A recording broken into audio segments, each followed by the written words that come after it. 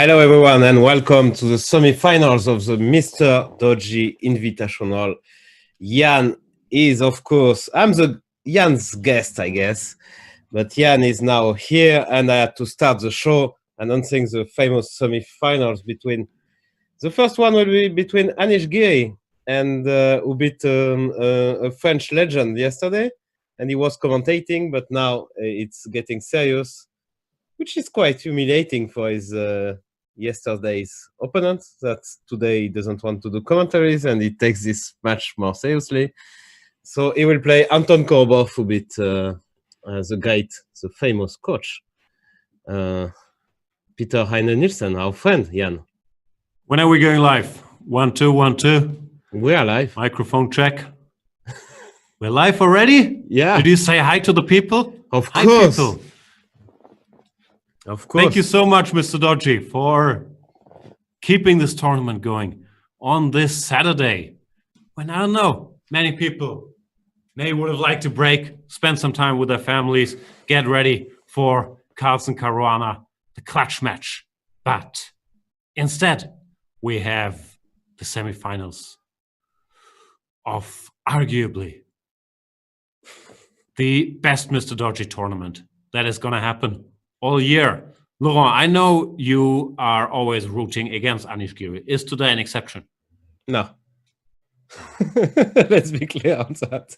No, especially, I mean, he didn't offer to come to the commentaries during his match against Anton. Full disclosure here, I just talked to him, and he said, if Korobov does a show in Ukrainian, I can come on the commentary. And I said, no, I think Laurent would be more upset if you don't come to the commentary.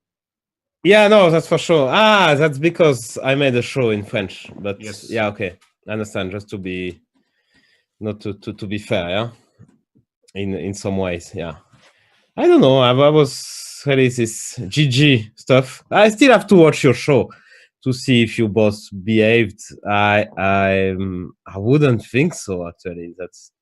I think you probably said a lot of bullshit about I probably me. said some bad things. I can't recall what, but I don't think anything out of the ordinary, just the Yeah, and Anish the same, yeah? I guess he was shining. But okay, now it's not about beating me for Anish. It's about beating the big boys. And okay, Anton is in the middle, I would say. He's not really a top player, but still, he's a very, very good competition.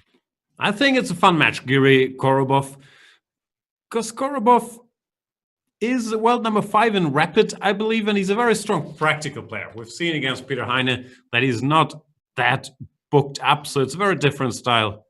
Yeah. To Anish, who's of course very booked up. And I'm looking forward to it. Well, that was the problem yesterday. I was not very optimistic because, in this clash, when you play someone who was the same style than you, and the guy is just better, then you always, I mean, very often you have a problem. You don't have, he has a very good technique, very good punning preparation, doesn't calculate well, but I don't, my calculations are even worse. So with Anton Korbov, it will be a different, in the style, it's just completely different. So I think Korbov has much more chances to win than me yesterday. Wow, not only that's a hot take. Oh boy. No, Anish is a huge favorite. I would think. I wouldn't say so. I think it's close. Okay. I believe Anish is a bit of a favorite because I believe he's also played a lot of blitz recently, so he's probably more into it. He's much faster than he used to be. Yeah, no, I was amazed actually. I'm very slow, but still, I was amazed by he was really playing fast in time scramble, and yeah, I was only impressed by that actually. But yeah, that was enough. You have to get over this Anish thing. What's going on there? We also have another match today. The first match is Korobov Giri. Starts in a couple minutes. And then we have the polite off. 2 of the friendliest guys in the chess scene. Peter Svidler against David Navarra. I'm looking forward to that one as well. It will be at 6 p.m. Laurent, who do you think is the favorite there? I think okay, Peter is probably a favorite, but so we have to bring up the two meanest commentators to commentate this match. No, I mean like two very mean guys like you and Peter Heine, for instance. I don't like that you're trying to give me this image as being a mean guy. I do not agree with that. And I do not agree with Peter Heine being a mean guy either. Peter Heine is Magnus Carlsen's coach. He has a lot of interesting opinions on many topics. No, but of course, I mean, I know who should commentate this match. It should be Anish and you. It's very clear to me. Which one? The Anish match? No, the Svidler-Navarra match should be Anish. We'll see. I think a lot depends on Anish's mood. If he wins his match, he will probably be more inclined to come visit. But we have some surprise guests. We have a surprise guest for this match that's about to start. Surprise guest that I know that you will be very happy to see. So it should be fun. I was always very upset about Anish behavior when he's losing. I mean, he's a very, very good. I mean, you cannot guess 5 minutes after his game which result he had in his game. I mean, just he just take it very, very, very easy. I mean, he's like MVL. That was very upsetting to me. Like, okay, these people, they just play their game, and whatever happens, they behave the same, which is not our case. You don't like it, yeah? You want people to I mean, to be upset, rude, complain, thing. I mean, some doors. You're more of a, I don't know. Who's your role model for losing a game? Like Kasparov? That's your type of. No, Kasparov is a bit maybe. Okay, maybe something. Yeah, could be. But I'm surprised by that because you're always very well behaved. No, like I've never seen you yell at anybody or bang any doors. Of course, you dislike everybody secretly, but you're normally well behaved. You shake the hand, you say "good game, thank you." And no, I don't say "good game, thank you." No, I was. Yeah, no. Sometimes I'm. Yeah, no. I'm trying to behave. Yeah, somehow. Okay. I mean, with you get older and you just behave better in you improve your social skills. Yeah. Yeah, my social skills are growing by the minute here in my basement.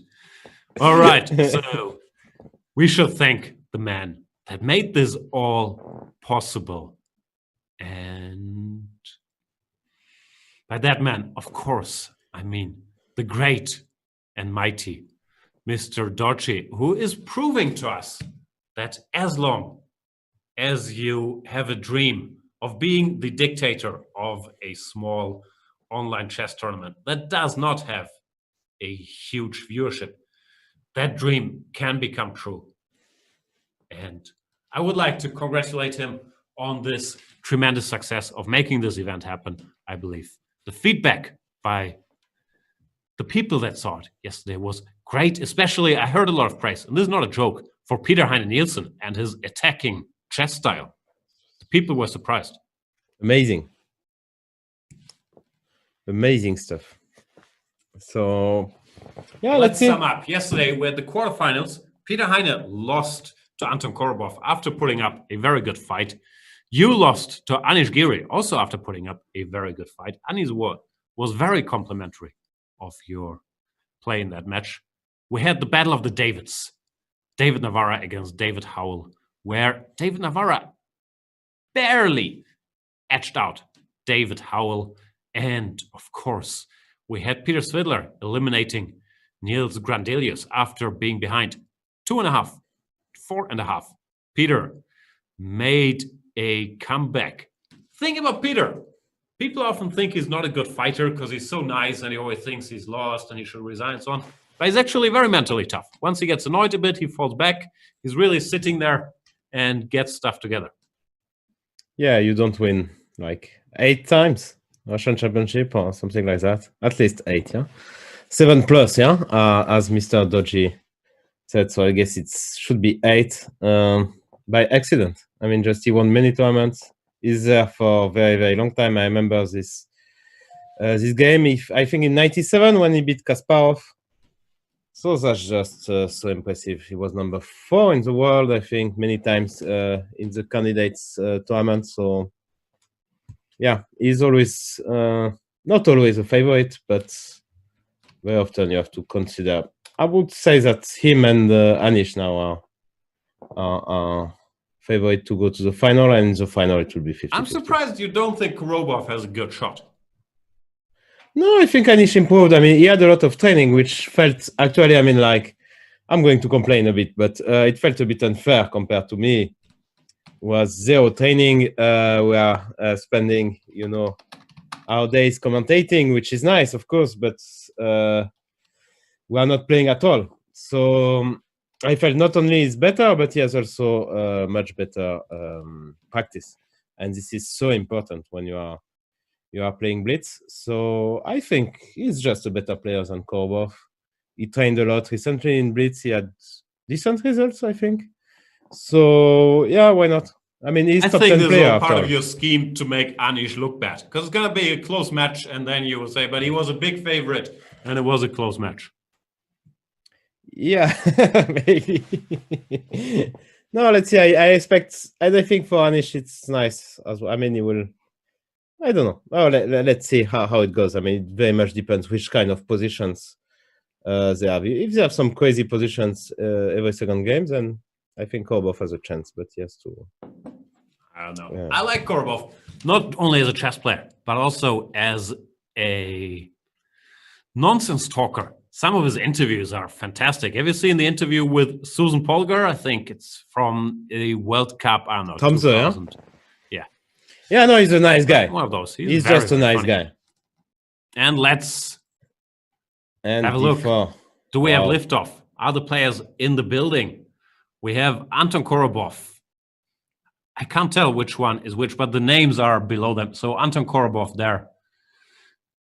Yeah. And Anish Giri is also in the building. What can we expect in the openings? Korobov is sort of an old school d4 player. Now he plays d4, but not really theoretical debates, but he's trying to attack you. He's trying to attack, yeah. He's not afraid. He will play e4 now, Queen's Gambit accepted. e3. Wow, this is shocking from Korobov. If he's going to the end game, then I just okay. He's playing a4, probably some isolated pawn will come, and yeah, just some regular Queen's Gambit accepted. Yeah, and this so you get this isolated pawn, but you have some active pieces, and you can play for mate or trying to push d5, which probably won't happen. How's black supposed to play? You go b6? Do we have time for b6? Or I think it just did bishop. I saw bishop d7, bishop c6. Yeah, this is very normal. Yeah. I'm always afraid of d5 after bishop d7, but I guess it's nothing. He went knight to e5. No, you can go bishop, yeah, or bishop c6, but bishop e8 is more solid, I guess. No knight f7 check. I mean, knight f7 takes and bishop queen e6 or something. Such a chicken. He puts his bishop here to defend f7.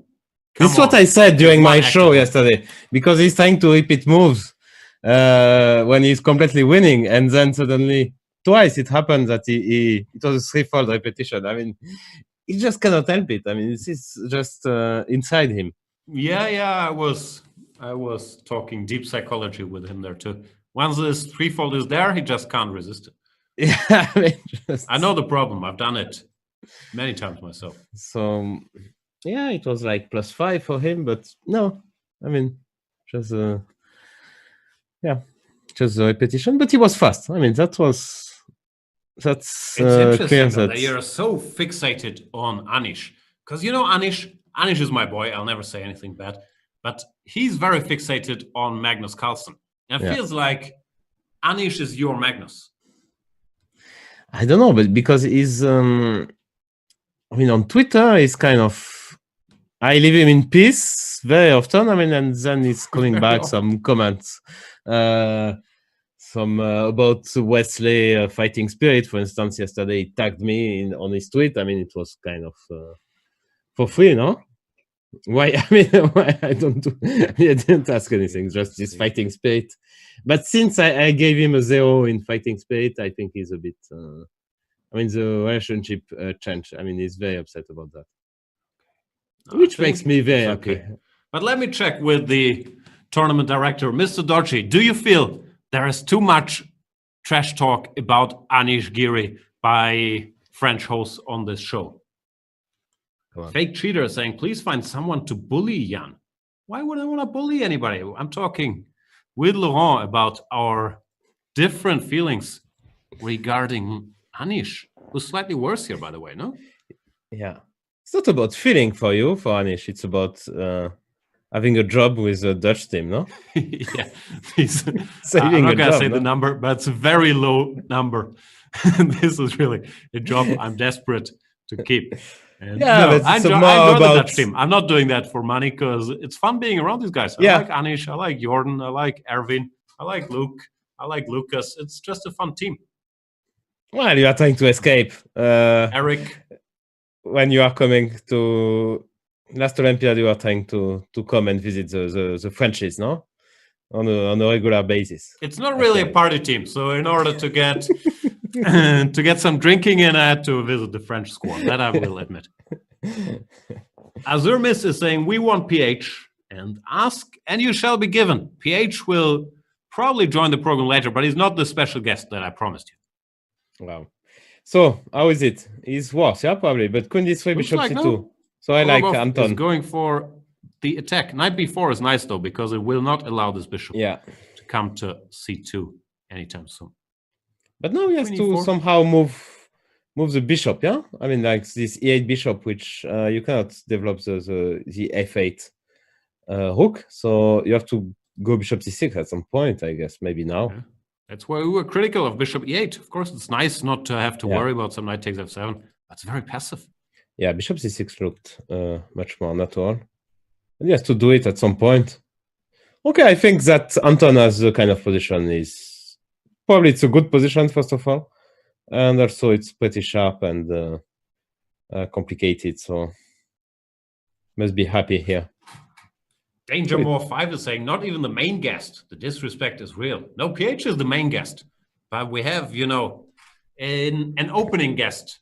It's like if you're a comic, you normally have like an opening act before you come on the show. And we have an opening guest. I cannot guess. If it's not Lawrence, because I'm not that happy to... Oh, you'll be very happy. Much happier than if it was Trent. Can I try some names? One name comes to my mind. Can I try? Or? Of course, yeah. There's only one option left. Peter? Is the first name Peter? No. Which Peter would be? Leko. Leko, of course. I would be very happy to see Peter. Ah, okay. No, it's not Leko. It's a good idea, though. I should have asked. Let's make some team meetings before the shows. It's better than during the shows thinking about stuff. So Anish kind of survived, yeah? Yeah, no, he's not getting checkmated. Yeah, no, rook d8 is coming. Stable. I think he's fine. I think he's very happy here. Can move around. Rook d8, of course. Come on, faster. F4, yeah? Anton is F4 guy. Anton is aggressive guy, yeah? Like the rest of us, we'd be scared, but he's usually... Yeah, you have to start playing for draw as white. I mean, you don't have attack, queen b6, rook d2. Could become very tricky. Yeah, the problem is you're a little overextended, as we call it. Yeah. In elitist jargon. These pawns never move back, and they left some weaknesses behind, like the d4 square. See, I'm guessing his moves. That was very funny yesterday during the show that I said at some point. Okay, it was some random position. And here I say, okay, my boy Anish is going to play h5 just to improve his structure on king side, and boom. So it's very, I mean, he has a very, very classical style, which makes it, and I just told you queen b6, rook d2, and yeah, that's what happened. Maybe that's why you feel this tension with Anish, because you guys are so alike. Yeah. You think the same way, you dress the same way, you make similar moves. No, please. Similar kind of jokes, yeah. Similar sense of humor. Like it's Yeah, that's because you say something nice and then you mock the guy, yeah? that are most alike us. And speaking of the people most like us, the special guest is joining. Oof. And I'm sure Laurent is very happy I'm very happy. He is a participant in the MrDodgy Invitational. The local hero, Nils Grandelius, is joining us. Nils, how are you? I'm excellent. Thank you very much. How are you? Well, good. I'm good, even though I have to say it's a little disturbing that Laurent dislikes one of the players in this match that we're having so openly and so strongly. But we are used to that, so... So did you have fun yesterday, Nils? Sorry? Did you have fun? It was great fun, no? It's pity, though. Huh? I mean, the end of the match was a bit of a pity, no? I think I did have chances. It's not too much to say that I had some chances. But you were +2, no? I was +2, and I was also winning in a few more of the games. Okay. But so it's a pity, yeah. But to be fair, he also had one mouse slip. Like yes, I saw. He left his queen when he was clearly better in one game. So. Oh, knight f1, and he didn't take the bishop. He didn't take the knight. Why? Wow, that's... He missed. Mutual blindness. Yeah, no, that's just insane. How could I lose to this guy? No, he's a trusting type of guy. You're thinking, okay. And you were, I mean, that was the problem. You were giving moves, Jan. Actually, I thought it was a good... You requested that I thought it was a good idea, but actually I'm not that sure anymore. You were suggesting some good moves from time to time as well, yeah? Some bad moves too. It was overall. Just spending the night in one, I mean, like... But I think Anton doesn't go backwards. This is not in his... Yeah, it's not his style. So this game ended in a draw. But yeah, the big shocker, of course, is in this position. Knight f1 check was not met by bishop takes f1. But black could play also there. Maybe queen e1 was quite scary instead of knight f1. Let's say. Ah, yeah. Because you can never go to f3. So next I go queen f2 maybe. Wow, but queen e8 bishop d3. Then I'm that bad news. Bad news. Yeah. Okay, knight f5 probably maybe still draw. Yeah, still. That's lucky. Yeah. Yeah. Seems like dynamic equality. Dynamic equality. Unless you blunder that knight. Oh, my next co-host is coming. Hello, So what is your next tournament, Nils? Something online or live? I mean, tonight there is this... actually, that's Peter Swidler is playing as well on this Fischer Random title arena. It's It's a bit strange to play Fischer Random, but... yeah. Otherwise... Hello, Nelly.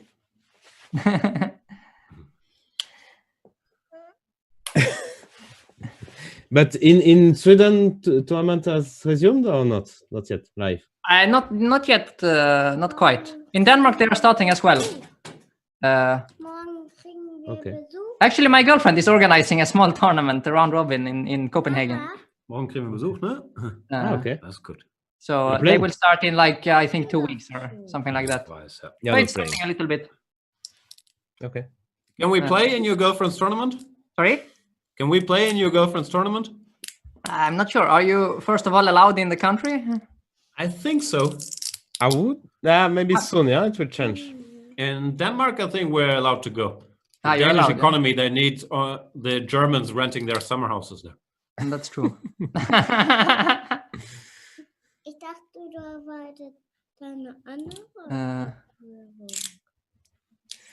Yeah, some French. Finally. I think Anish has a chessable course coming up. Yeah, it's coming out on the French, a French black repertoire. Anish is becoming a French expert. Is he actually playing French? Like, no. He did this course. I'm not sure if he will use all the secret weapons, but I think it's about the Wien hour. I think he studied a lot when the Pomnishi started playing this. Ah, I could be wrong. Check with Anish. He said that the line. He said on Twitter that the line Magnus played against him in Tschüss, Nelly. Let's tschüss sagen. 2018 in Wijk. mhm. I guess he didn't lie on that. He's of He course never lying lies. on many different topics, but not that one. I'm such a hater, yeah. No, I like Anish actually. You were enjoying yourself yesterday, yeah? It was. No, I'm not enjoying. No, I'm not enjoying. No, because I felt it was very, very, very unfair. I mean, like the guy is super trained, super prepared, and we are commentating all day, and that felt like a very unfair matchup. I mean, if I have some time to prepare, okay, I'm not saying that I'm going to win, but I will put up a better fight. And then he's saying on Twitter that was much better than what he expected. I mean, what do you expect that I will blunder a piece after 5 moves, or what's the deal here? I mean, that was very annoying. Actually, maybe more than the match himself. I'm not sure how to rate that. Difficult to say. Just some ridiculous stuff. Yeah. Someone talk about chess. What's going on in this position? White built the bathtub, which I like. And Is White then he better play. here? No, but this is funny. Look, G4 Queen C7, and now let's look at the move of Anish Queen C3. I mean, okay, you want to mate the guy, yeah? I mean, you are supposed to play G4 H5, so you want G5. So you play Queen F2 just to stay on king side and Or start to mate. G2 But or Queen F2, C3 is yeah. just to exchange queens. Well, he's Or... threatening bishop b5 to exchange. Yeah, but you have to go. I mean, if you go G4, H5, F4, E5, you have Now this he goes constructor, back, you should play for mate. Mm. You shouldn't play for. I mean, Anish is not a E4 player. I think he should play. He should play Reti or English. Yeah, this looks better for black now, right? Do you guys notice that this is the double bathtub? It's a very rare structure. Go F5, Anish. But it's Caro-Kann, no? This happens Can very often happen sometimes, yeah. in the Caro-Kann. But Queen A6 is already a threat, yeah. Maybe he will go Queen A5, but Queen A5, yeah. doesn't look very trustworthy, let's say. G5, finally, 10 moves later. Yeah. After Yeah, playing he G4, wasted some G5. time, maybe. Wow. Maybe you wasted some time. Yeah, So no, E5 is hanging. That's just not. Yeah. If he playing such type of position, he's going to lose. Yeah, that's for sure. Nils, if Because- you were Korobov, what would your match strategy be?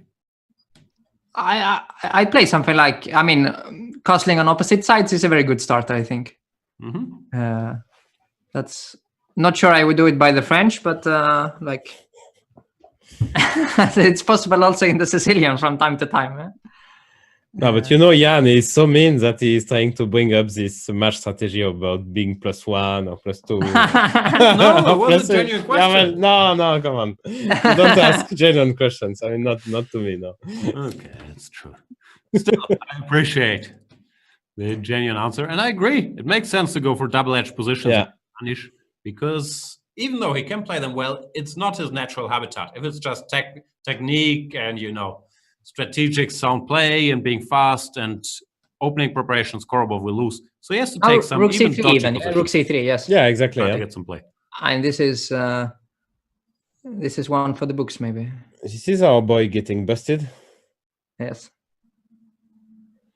Looks very bad. Take Anish. I mean, the bishop coming to C5 and So if takes, we take. take back, and then threat is bishop C5 followed by queen A3. Anish does not take. He goes queen F4. Uh-huh. Yeah, maybe that might be a good move actually. Maybe Queen F7 actually is in here. And queen D8 also. But now it's a different story, no? You mean now you can take, or? Maybe. Not sure. Still, Yeah. take back. Yeah, just take back. D5 is hanging. If rook G2, maybe queen A5 again. Yeah, these dark squares around the king are just. But bishop on D5 also is very, very good. Yeah. He took. Yeah. Okay, if you take on G5, I take on F7 probably. So. Rook G2. No, I mean, go on. No, I can. I mean, okay. He's trying just to humiliate me. I mean, like, how? I mean, who G2? Wow. I mean, the pawn. like, yeah, What's so but funny? I mean, this is not where it's happening, no? Actually, it's not so easy, yeah, because C3 Yeah, is but weak and F7 is hanging, and Yeah, white is doing well. White might be doing well. It's my boy. actually, after bishop Took an before you have exchange. queen f6, yeah, and suddenly, No, there is simply nothing for black here. suddenly it's mate for white, yeah. Wow. Queen Everything C5. defended. You gotta love it. Queen e3. My boy will play queen e3. Then takes. No. He would not give. No, because he will not. Rook What- E1. He's rook preparing. E3. Beautiful. Wow. Queen Now- e3 now, for sure. 100%. Rook E3. Rook No. E3. No, he will play queen. Come on. I know him. You're Queen wrong. E3. That's. Queen E3, Queen A3. maybe. Rook e3, you never know. Some backhand. I mean, queen d4, you don't know. Queen e3. Queen a3. Bishop G2. Wow. Bishop G2. Wow. a4. A4 is necessary now, right? Давай, Anton. Hmm. It's amazing. In 10 minutes, I become such a Anton's fan. I mean, I like him. I have some sympathy for him, but now I'm. Now some He's Queen very funny. B4. I'm a No, it's huge Queen fan. What about Queen B4? Some pin and then take on B3 maybe next. It's very dangerous, no? Yeah. G4 is a nice spot. Because Queen is protected, so there is no bishop takes G6. Exactly. But maybe Anders would still have to go bishop G6. Yeah, So but Nils, that's- you couldn't play for a few months now, but you are still training on a regular basis, like very I'm seriously. I'm training, but I have to say that I'm training now a bit less than than before. But I am training Really? Okay. because I'm playing some things online, and actually it annoys me quite a bit when I play badly. So even when it's online, So you are trying to train your online skills, yeah? I mean, let's say yeah, exactly. I'm solving like tactics, but simpler tactics to solve them a bit faster and so on. And Yeah, that makes sense. and checking in openings, I'm checking more IDs than let's say, you know, some very objective stuff. I'm checking some, maybe this can work for a few games and so on. Like That's that. what everyone is doing, no? Exactly. That's what everyone is doing in normal chess also, but like there is still some, you know how it works. Yeah, that some things are a bit more acceptable now and so on. Is Anish just winning here? Yeah, Anish is winning. and he has more time, and he's very fast. It's very fast now. He's playing a lot of bullet. Oof. He's playing Oh, bullet. Queen Yeah, this E3. is He's giving insane. back the exchange. It's beautiful. Mhm. Yeah, but Now take. Why not yeah, D4? now it's completely over. Yeah? You should have played D4 at least to put the bishop on E3. I wouldn't say it's completely over. It can become a time scramble The still. day Anish plays ultra bullet, I just stop. I quit chess. He does. But bishop F6? Why Bishop not F6. Queen G7, mate. Yeah, I it's can't. not bad, but bishop F6. Bishop F6, of course. Yeah. Oof. Now this is But maybe it You was a think pre-move. Anish is going to tweet that they both played much better than expected after this? He should live tweet and say much better games than expected. No. So Nils, first of all, we should introduce you properly for. Now everyone knows you. Nils Grandelius, the Swedish #1, the Scandinavian #2, is with us, joining us from Copenhagen.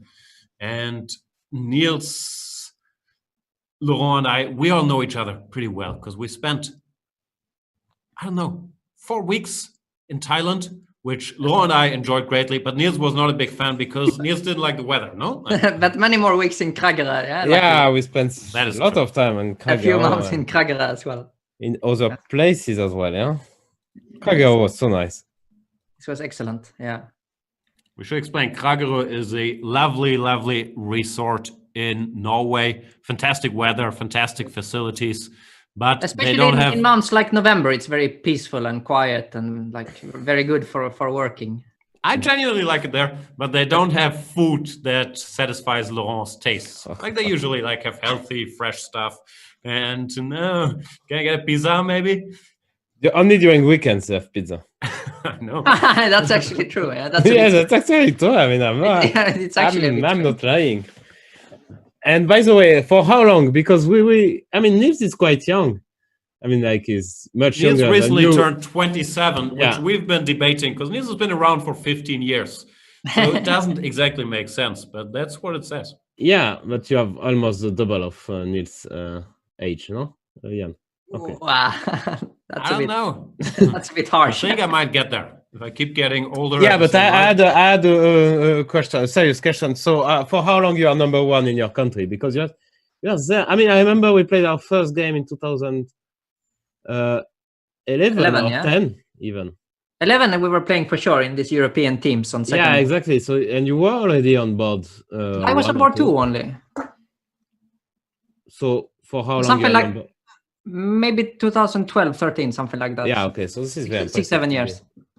To be number one in your country at 20, it's kind of very, very impressive. Weren't you number one at 16? Who was stronger than you then? No, we have some guy like Emmanuel Berg was.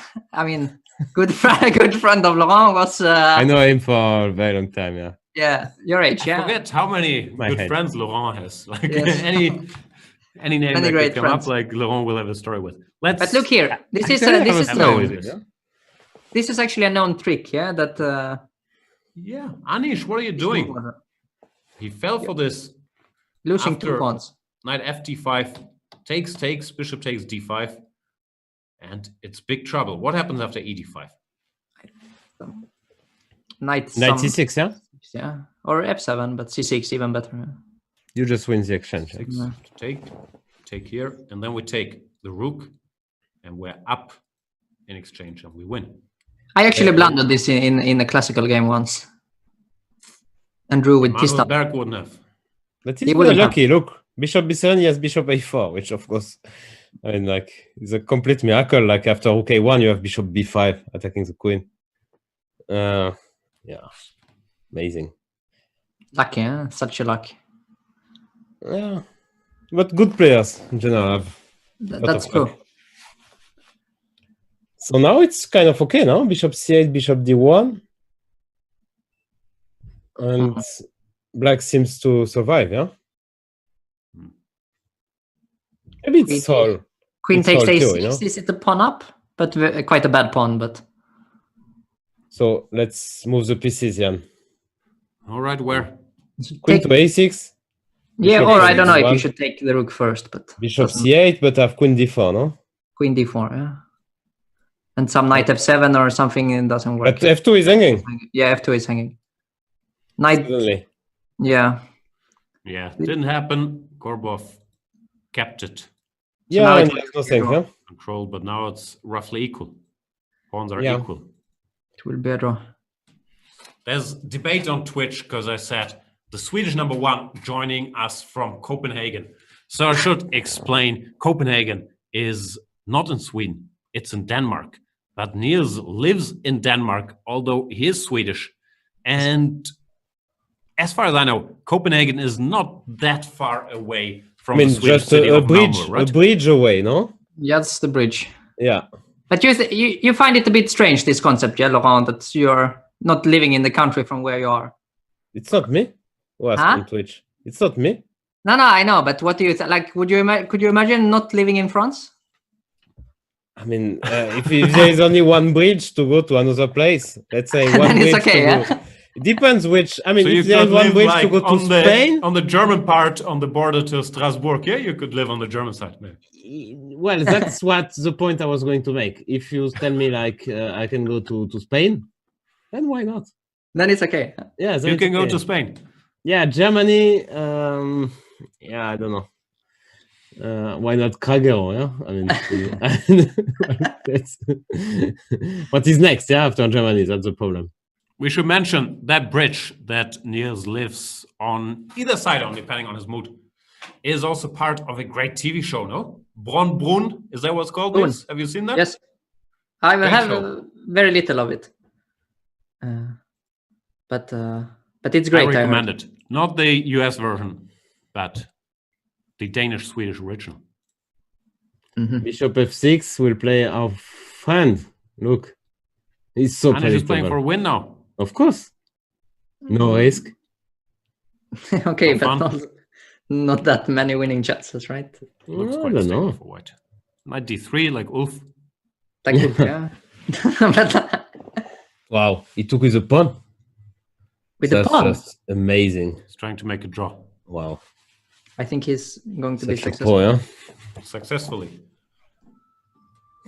So far, very eventful games. Yeah. Yeah, it's a fun match. I actually checked the database about previous Korobov Giri games. They have all been drawn. 5 games, 5 draws between Korobov and Giri. Maybe Anish has just mastered neutralizing Anton Korobov. Yeah. But one would imagine he would be somewhat more ambitious than just neutralizing. One would have imagined, But not yet.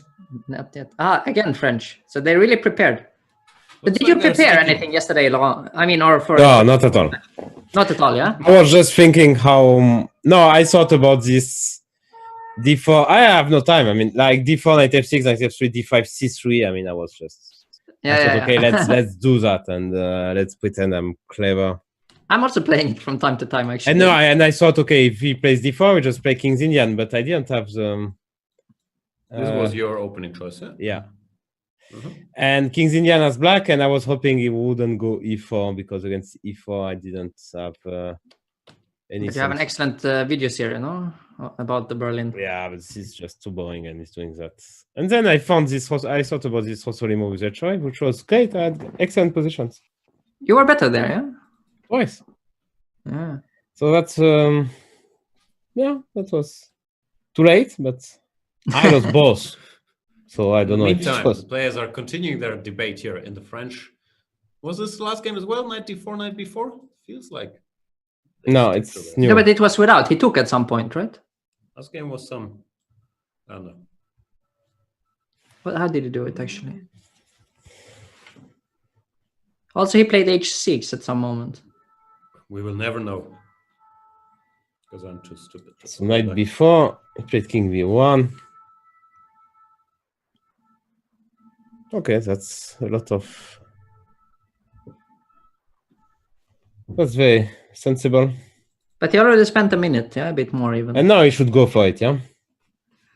How? F5 or... But no. F5 maybe. Yeah, but somehow hard to believe, right? It's not happening. You think he will play bishop e2? Yes.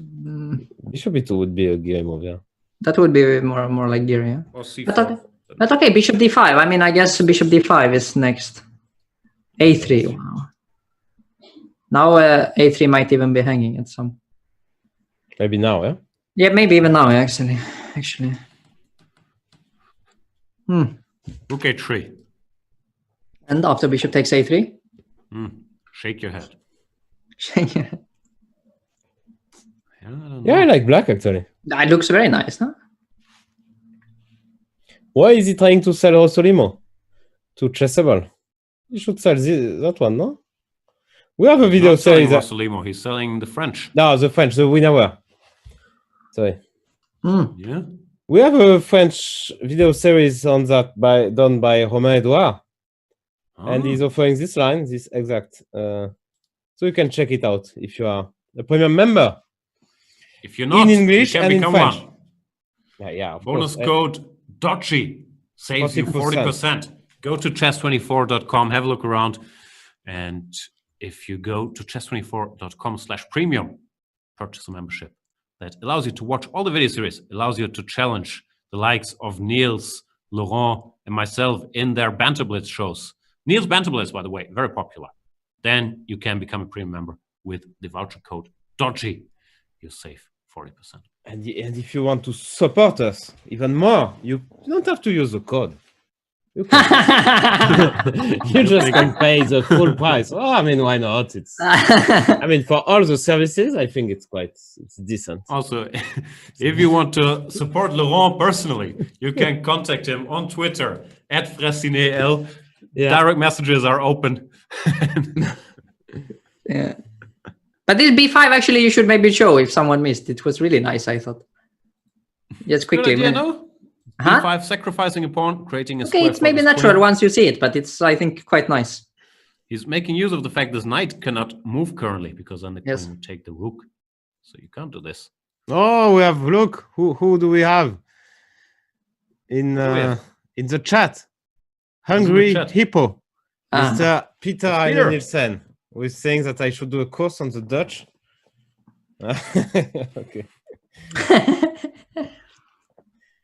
But what is it? This is a complete disaster again, yeah? Yeah, no, And he's just getting outplayed. Bishop c5, he wants f6, right? That's the point, I guess. And then queen g5. So good, we have Nils here. So that someone spots these tricks. Maybe we should, Peter, when Peter is coming, he should have a chat with Nils. They have some interesting topic. Always some interesting discussion going on. About chess politics. It's always very insightful. I like it. No, I enjoy. I'm sitting there and I'm listening. You just say, like every 10 minutes, you just say something to spice up a bit. Like that both get a bit more angry. And, very, very funny. Very funny. Yeah, show. we are both fire starters there. Yeah. But basically, the dynamic is Peter believes that Nils is some mastermind kingpin that has managed to control the whole Scandinavian chess circle and business, no? Yeah, it's something like that. Yeah, Yeah, that's Godfather of Scandinavian chess. Yeah? I mean, I'm not saying he's wrong. I'm just saying, the theory is out there. king h8, he leaves c6. Let's see. so what's going on here? Peter says true story. Yeah, not arguing. Also, you guys do the math. He's the Swedish #1. He lives in Denmark. He has worked for the Norwegian #1. So he's got all the bases covered. He's been spotted around Iceland as well. So you never know. Nils in all the Nordic countries. Yes, foot in the door. He's liked by everyone, so he can freely move around, change countries, and finish teams. It's what is nice about Nils, yeah. Now we are just bullshitting him. It's what we like, yeah. But I mean, like that's that you can say some. You can try to annoy Nils. I mean, he never gets annoyed. Yeah. Which is in a team, it's very, very important. I mean, it's just great. I know one or two people that got under Nils' skin, but not you. Yeah, Laurent has said many horrible things to Nils over the years. After many years of trying, he still hasn't succeeded. Yeah, that's true. What's going on over the board here? How many people do you know who got 2? 2? Ah, yeah, okay. 1.5, I thought. Maybe one 1.5. for sure. Also, I'm counting a former world junior champion here. I'm not sure how much beef there is, really. Not not a lot, I would say. Not a lot, bro. Even very little, maybe. No, but now Anish is actually doing very well, yeah, because the king is very weak. Incredible, yeah. Actually, Okay, White's king is safer. I mean, after rook f2, b2 is hanging, no? I guess the worst case, you just take on f6 and.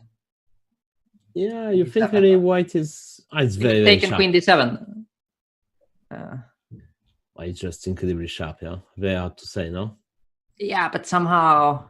You like white, yeah? I like white very much here. I don't quite see. Okay. Maybe probably. I mean, okay, now I don't know anymore. After he took on b2, it's.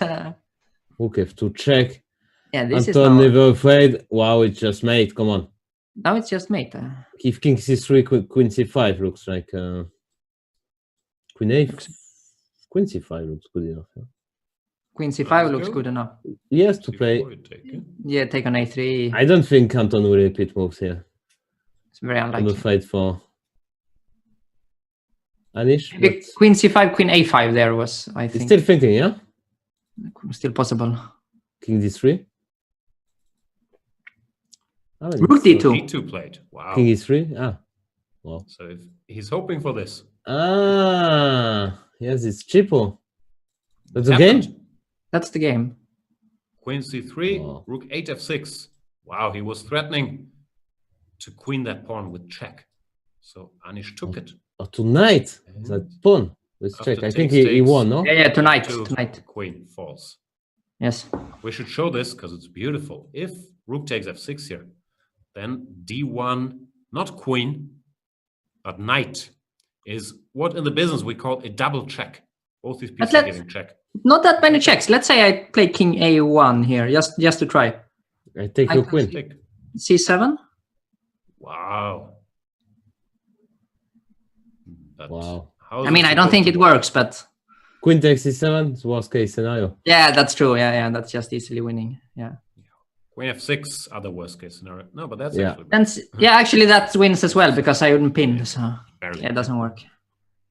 Anyway. So now it's equal, yeah? So yeah. 2-2. 2-2. We should briefly mention the format. It's first to 6.5, and it's blitz games. 5 minutes, 0 seconds, no increment. The winner moves on to the finals, and he will fight for the cash prizes, and more importantly, the, I believe, signed picture of Mr. Dodgy on a horse. That's very nice. So what does our good friend and Semislav expert say about this position? Laurent? Mr. Shankland.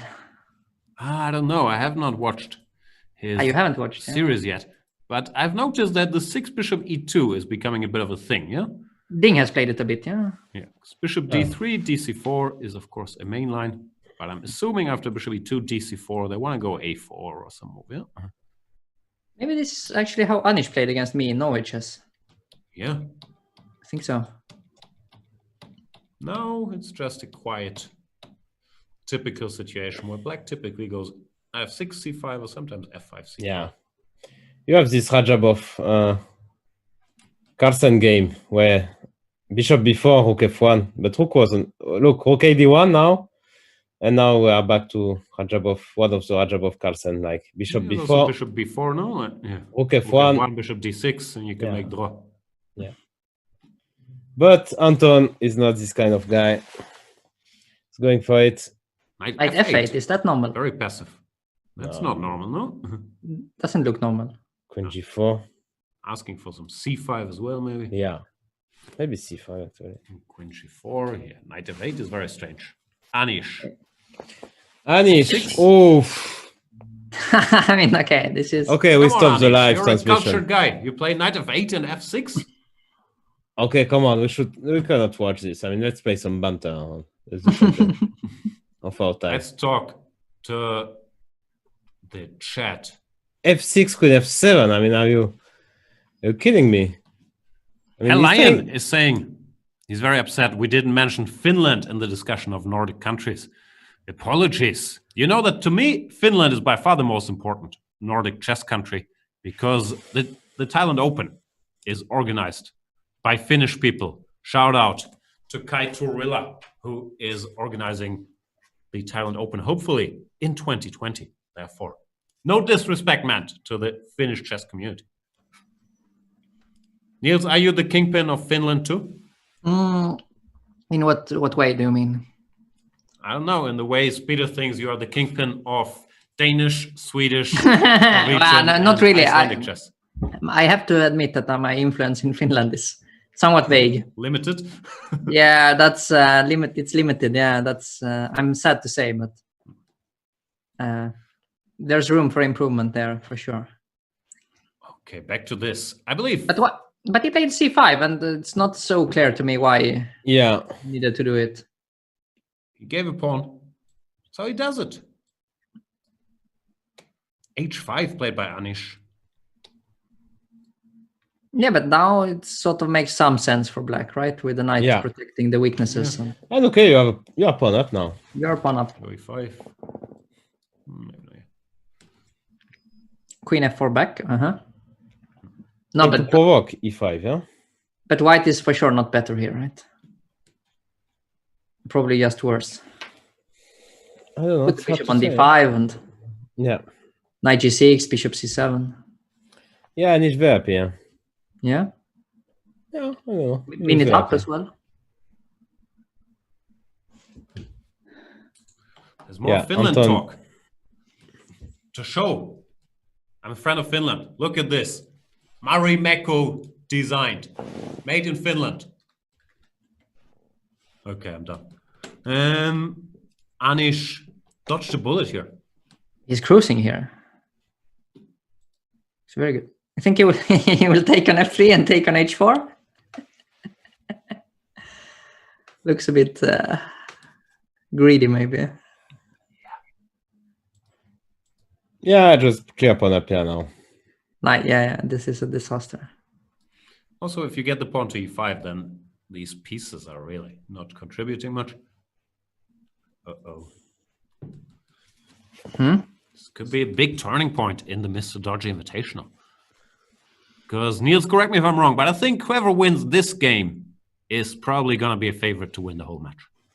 Probably because it will be, they will move to +1, yeah. Exactly. This will be, now it's 50%, so it's not bad for, let's say, either of the player per Now se. they're both fine, but whoever loses, I think, will be in some trouble. Yes, but very important not to tilt, actually. Not move to -2. That's Yeah, but even -2 is not a guarantee. You might that's as well come back. this we know from yesterday. Yeah. Such a horrible person. No, that's I had it coming for sure. But that's true. But actually, that was one of the things in my match yesterday that none of us really tilted that badly, even after losing, which is, I think, very rare in such format. But you're both so friendly, even after. You mean after losing a single game? Yeah. Exactly. I mean, usually when I lose a game in such a match, I lose 3-4 more games immediately. You didn't even try to flag once. It was very, very polite. Yeah. No, but actually I tried. In the penultimate game, I actually tried. But first I allowed a perpetual by mistake. And then I didn't try after allowing it. Okay. So that was a bit. But no, I didn't try in the earlier games. No. MrDodgy is summing it up. So 50% is good, -1 is bad, +1 is good. Very good. Much learning. It's a bit of a running gag, MrDodgy. We've had this very same debate with Niels many a time. I think usually in a Kragerö sauna, no? Like that's where Niels likes to talk strategy. That's where it started. Yeah. Or in this room, whatever it's called. Yeah, that is Steam not quite room, what's it called? Steam room or whatever. Yeah. Because I think Laurent could not handle the sauna because it's too hot for him. It was too hot. Knight b5, Knight b5, game over. We had our conferences in the steam room. Knight b5, wow. Yes, he won. Wow. 3-2 for our boy. Yeah, that's true. That's French President Chirac used to be French president. He said that British food in England was only the second worst after Finland. Yeah, that I remember. Yeah. It was clearly arrogant as a French guy. As a Parisian, even worse. Jacques Chirac? Jacques Chirac, yeah. But he was friends with Gerhard Schröder, no? The German-Franco friendship was strong even then. Yeah. Laurent, do you see you and me in the tradition of, I don't know, Kohl, Mitterrand, or Chirac, Schröder, keeping the French-German friendship going? Yeah. Me too. Of course. What's going on here? Sharp King's Indian. Anton, going for it. As long as your country supports our country, we are friends. Yeah, I think it's a win-win situation because Germany. Exactly. Okay, we shouldn't. Oh, boy. I know how H4. to H4, is that normal? No, I've never seen it. It's interesting, no? Anish is so worried about g5 and getting checkmated that he wants to go h4 and stop it.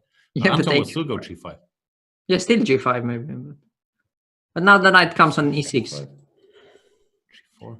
H4, I've never seen this idea. I never saw this idea at all. Wow. My entire life. It's very interesting, no? Learning something. Yeah. Very interesting, but I think it's more interesting for black. And G5, After all these standard moves, isn't g5 coming with more force? Probably. Yeah, but you go knight h2, knight g4 maybe. Look, he will go knight h2. No? Yeah. He goes b5. He's doing stuff here. Okay, after g5 we'll take what else? And I never understood these c6 plans, all this smart stuff. I never really got it. You always took on d6 and attacked. I usually take on d6 and I try to win the a7 pawn and not get checkmated in the meantime. All this c6 way over my head. Like, what do you do next? Okay, but g4, knight h4. He goes Oh, knight g4, h4. he's just getting checkmated. g4 you can take on b7, take on g4. Ah, okay. BC and then g4? bc, dc, yeah, you open the king. Yeah. Happened. Maybe that's the way to play, yeah? It's what happened actually. But Yeah, the rook is now at some point protecting as well, so yeah, maybe not so bad.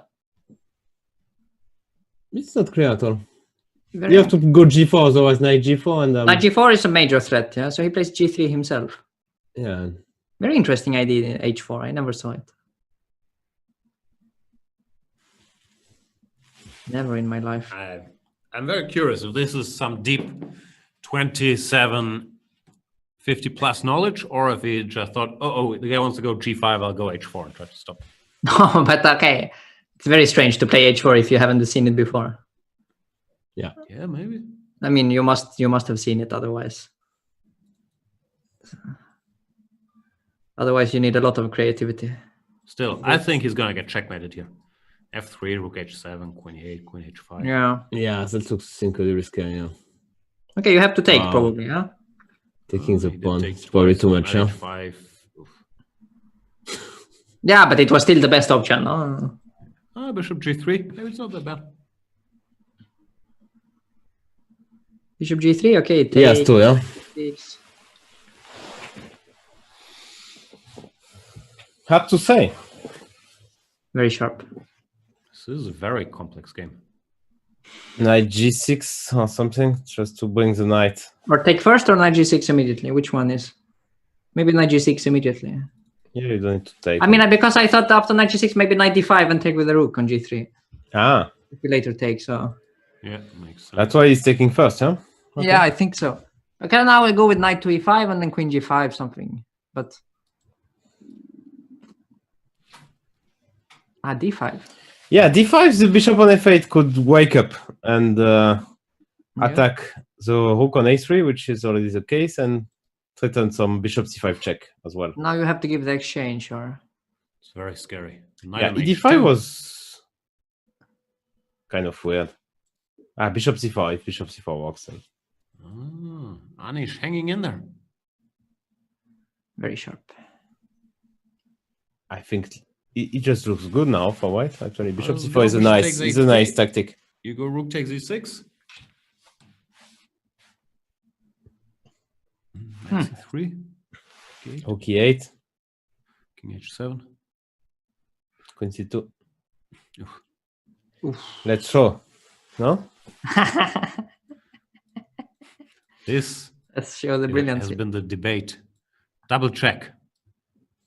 So you can't take either piece.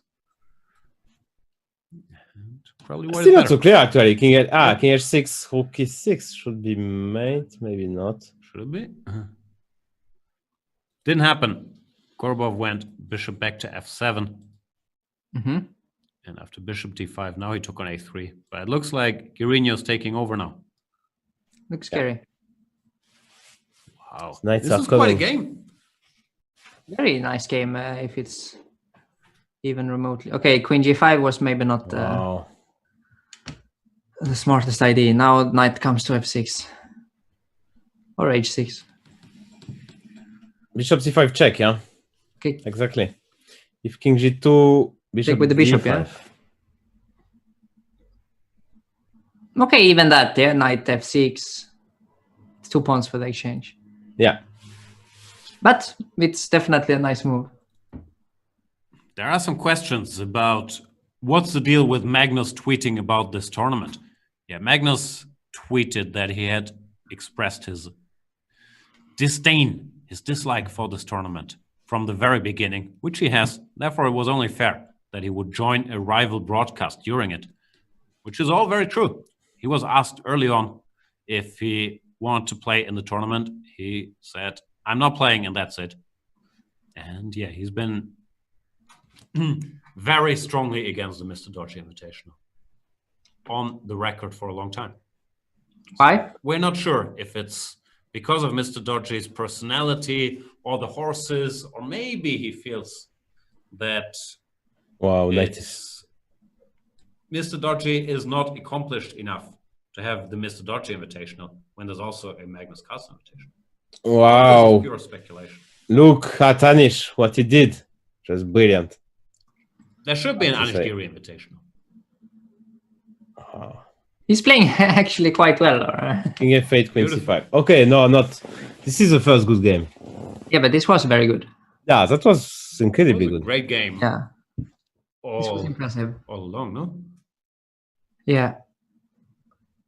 Oh, and I'm reading. Magnus tweeted today, Giri Korobov not even thinking about watching it. Wow. More. So he keeps on making publicity, yeah, to the tournament. You think that's it? You think it's not real? It's not real chess drama? I think there's some I think real he's- dislike on Magnus's part for MrDodgy. You don't think so? No.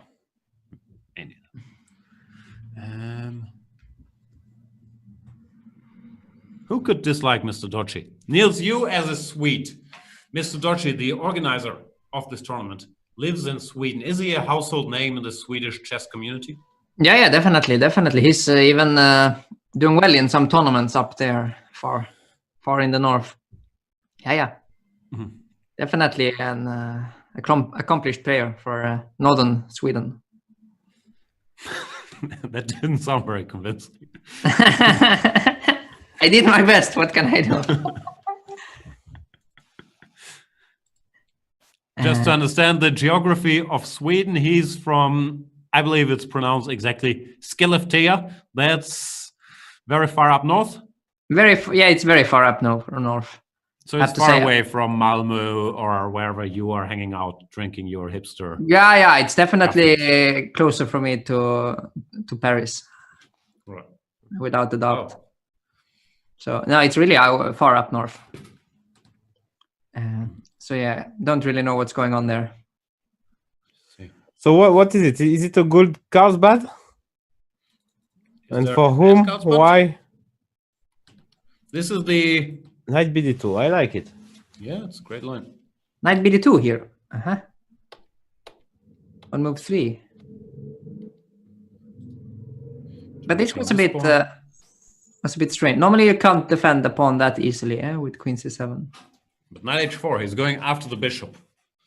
Because generally, if Black gets the structure and his bishop is out, he's fine. Therefore, Yeah. Korobov tries to get rid of it quickly. Still looks decent for Black, no? This looks like something that Laurent would know all about. Very classical. Yeah, I don't know. I'm not sure. Yeah. Who is better and why? No, yesterday actually I managed to achieve a couple of good positions with this 2-3 C3, but yeah, that was not enough. Yeah, he doesn't know what to do, yeah, clearly, Anish. He's playing a bit here and there, yeah. A6, B5, but also on the H file. He's all over the place. Yeah.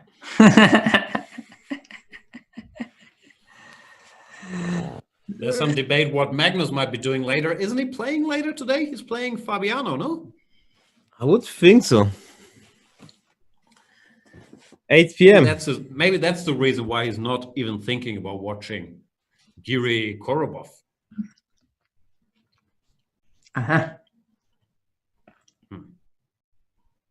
I'm being told that Skellefteå, how do you pronounce that, Nils? Skellefteå.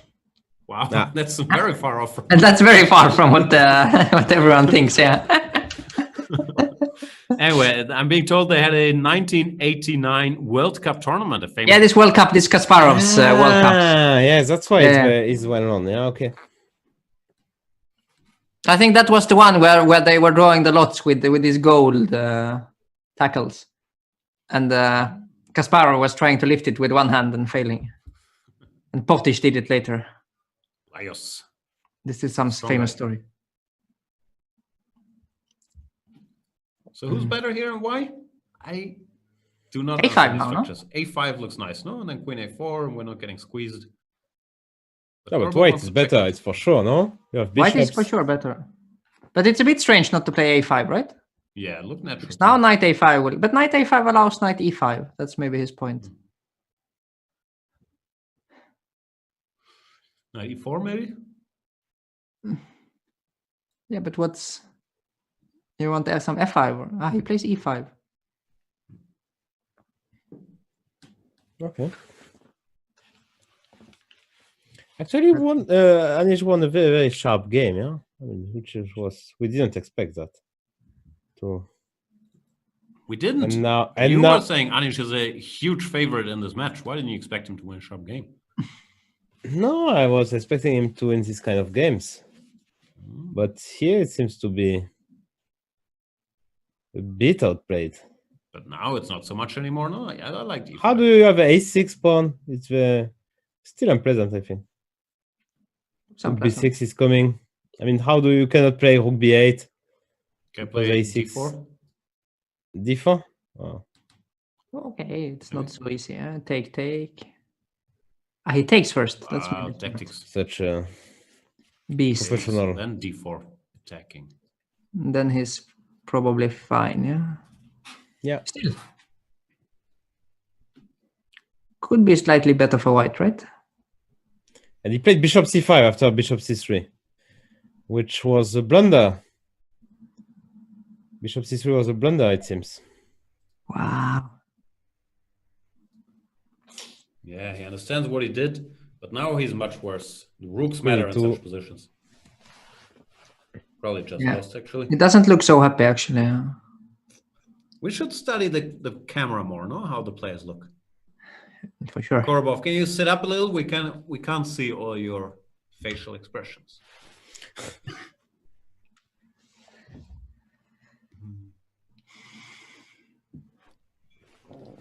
So Nils, how has Corona affected you? Have you been in a flat with, I'm assuming, your girlfriend for like 3 months straight?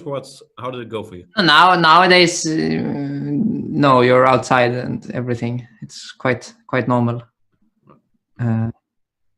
So now, I mean, main thing is that there are no tournaments, right? Over the board tournaments. Right.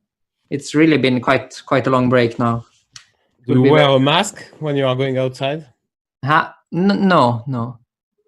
But I haven't been to any like very popular places, like where there are so many people.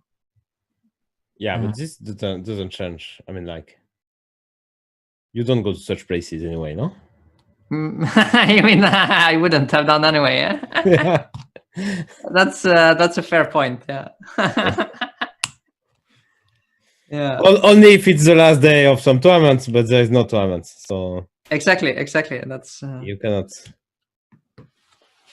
I'm not sure how it is for you guys. For me, staying at home is fine. My daily routine really doesn't change that much. But I'm used to traveling every now and then. And it's very strange not to go anywhere, like to have some Bundesliga games or some training camp or my Thailand Open. I miss it. Of course. Is it a problem for you, Nils? No, definitely, but it's equally much to actually play. Yeah. I mean, I'm playing normally. You actually enjoy playing chess. I enjoy playing chess, yeah.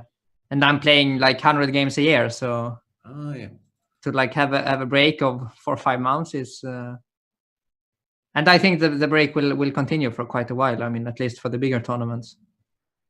So yeah, no, it's different, of course, quite different. Have you been doing stuff? Have you been doing more coaching or? A bit, but also it's coaching some Danes. Rook f7 now looks pretty good, right? Looks devastating. Yes. And g4. Yeah. Okay, and? I know, of course, you are dead lost, but few tricks. Maybe what is it? 1 minute? Yes, 28 is nice. Queen c8 is nice, yeah. Knight f2 or just queen c2? Or probably any other move as well.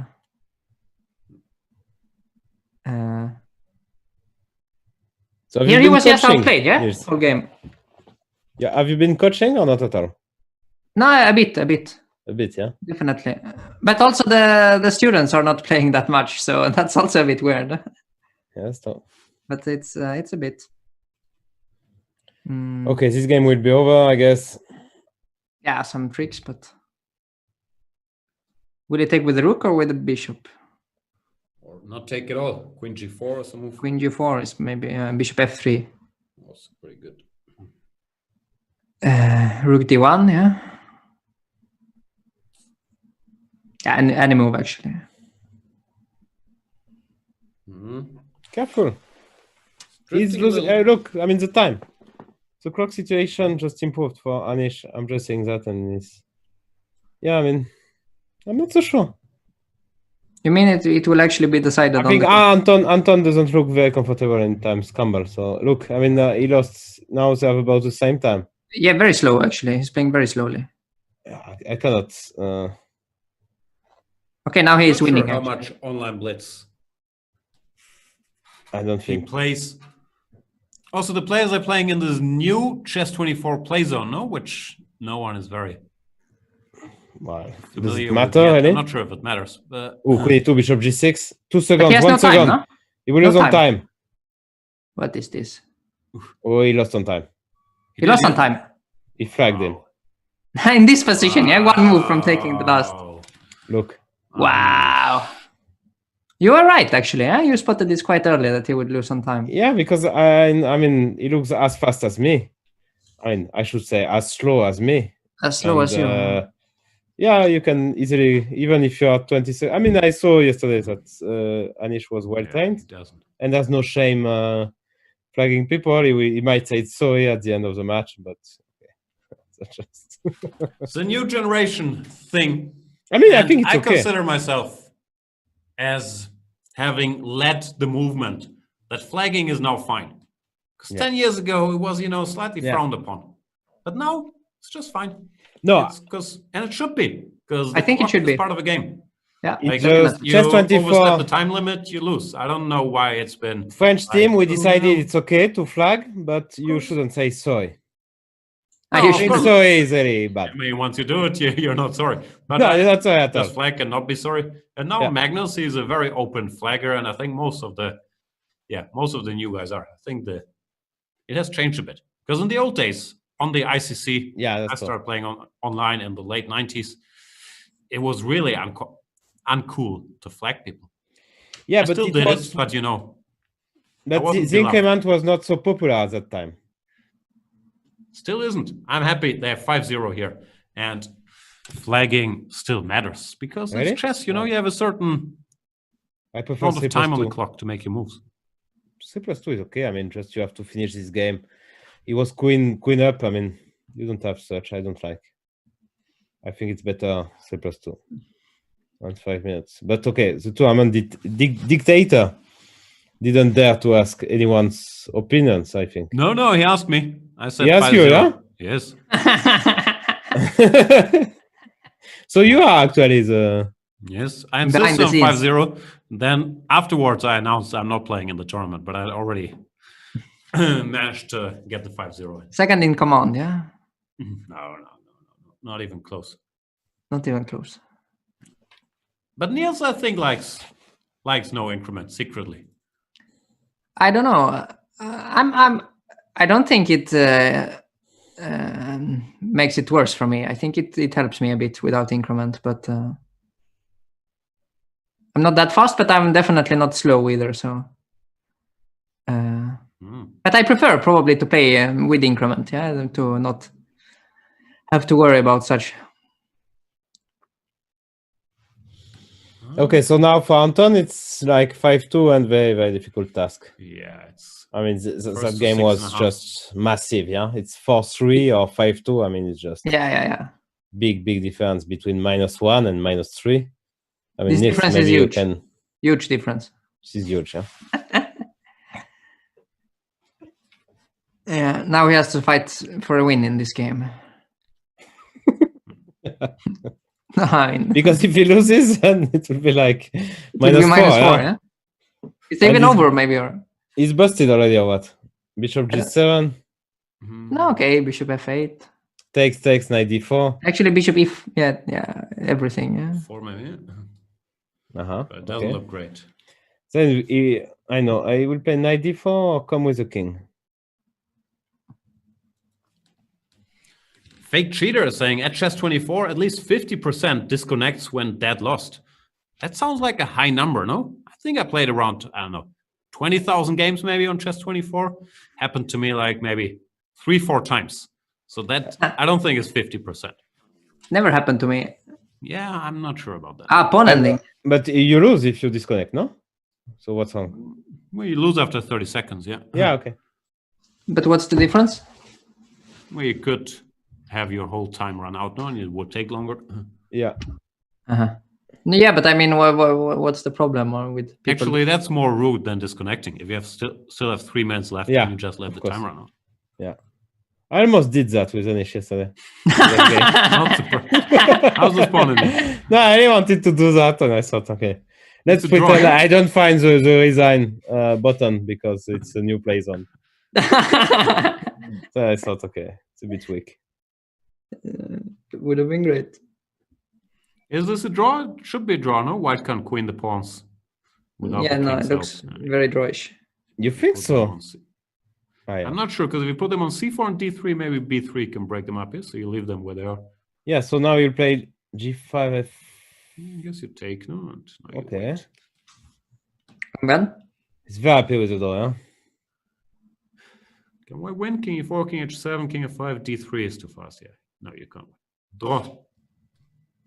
Okay, if you go to g4, h5, this... Yeah, okay. Yeah, it's always too slow. Yeah, 5.5, 2.5. Very good draw. Now he has the 3 match 4 even, no? Match games, yeah. No, this last was... G6 instead of h6 was winning. Is that true? King f6, how do you win? I don't see it. No, probably it's just too far. Huh? Yeah. All right. What's the score? 5.5, 2.5. 5.5, 2.5. So it's almost, I mean, one more win for your boy. And he's there, final of MrDodgy Invitational. He might win. Is it an elite tournament? How should we consider I was wondering about this. If he wins, is it the strongest tournament he's ever won? He won the Reykjavik Open. Yeah, and Reggio Emilia 2011 and Shenzhen.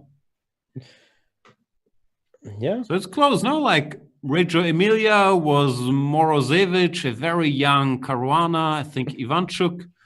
I don't think in this tournament there is like Peter Heine, myself. I mean, very, very difficult. Okay, but we don't have to count all the players. But what's this allowing bishop takes f3? Yeah, but it's already 25% of the players with Peter Heine and myself. So it depends how you define super tournament. Probably there's not enough top 10 players in this one, yeah? Like there's only one, no? I guess it doesn't count. Sorry, MrDodgy. It's definitely the top 3 achievement, yeah. Yeah, that's it's already, I mean, like beating me and leading 5.5, 2.5 against Korobov is already in this top 3 achievement, no? On the chessboard. On the chessboard. Off the chessboard, there's a chessable course. His book, my junior years in chess. His many tweets. His many tweets. His Very Instagram funny. account. Wow. There's winning the feud against Laurent Fressinet in 2019. There's many achievements. Winning what? Maybe not. The feud, the debate. But I made that up. Yeah.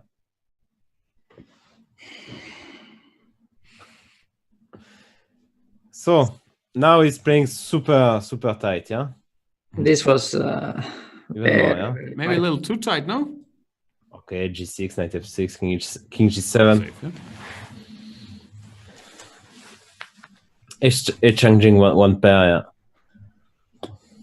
Hard to believe. Yeah. I have to say though, there were some nice games. Like this King's Indian game was. King's Indian game was excellent. It was a great game.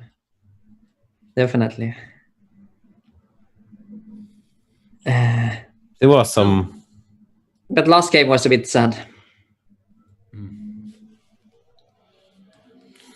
MrDodgy, do you think the players will be invited to the next event?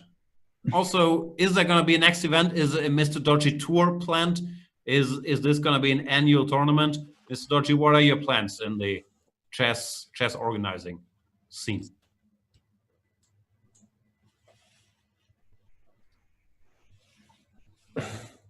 H6. Someone is saying in the chat that Gear is under 18 Blitz. I mean, which is now, I mean, like since this confinement, I mean, this COVID crisis came, he just, as we said, I mean, improved a lot.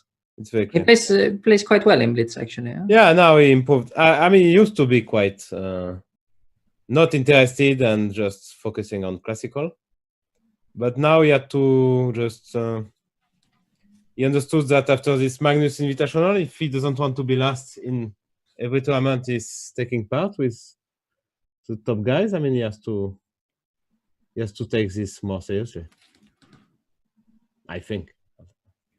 Yeah, that and probably more time on his hands as well. But yeah, I agree. He's been playing a lot and he's improved quite a bit in Blitz. Do you want to make a fortress after Queen D4, Rook D1? Or? I missed Rook D1.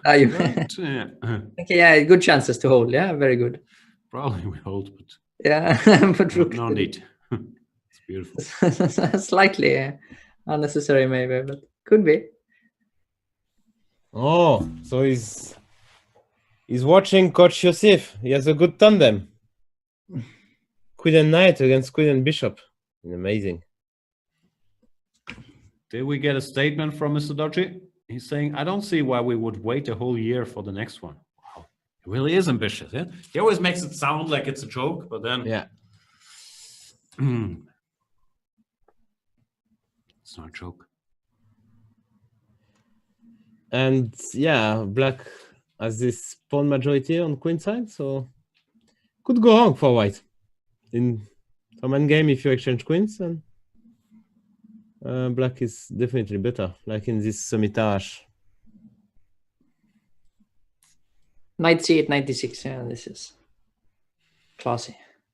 Yeah, Queen B8. Yeah. Yeah, I think he's just so classy, he just misplayed it, yeah. I mean, he keeps on playing with his knight. Yeah, okay, now he win, yeah. But Queen E3. D6, D7. Queen. Yeah, but he will block with his queen, yeah? Oh, Queen E3? Yeah, you cannot go Queen D6 because also Queen A3, yeah, it's a bit... So Queen E7, no? Immediately, yeah. Probably necessary. Then D6, you just trade queens, yeah. D6, yeah. What else? You're a bit... I like to show checkmate. Big fan of this checkmate. Yeah, here you can't really... F6, Knight F7, very support your sad, pawn, yeah. Probably it's holding. Ah, this happened, yeah? Wow. Ah, it happened? Yeah. Okay. We are so good that we are guessing. We're highly qualified chess players. Yes. So Nils, what's going on with your chess career? You were, of course, pre-crisis. At some point you were very close to 2,700, but then your rating went down a little bit. What happened there? I played quite badly for a few tournaments. What can I say? Yeah, that's okay. That's what happened. Then I lost my rating because I lost my games. So. Changes in your personal life? Did you experiment with new openings? Like, what's going on? No, it's random not... ups and downs. Yeah, just generally ups and downs. Yeah. I mean, I was traveling very much in the autumn because my girlfriend was an exchange student in Zurich in Switzerland, so maybe that took some energy as well.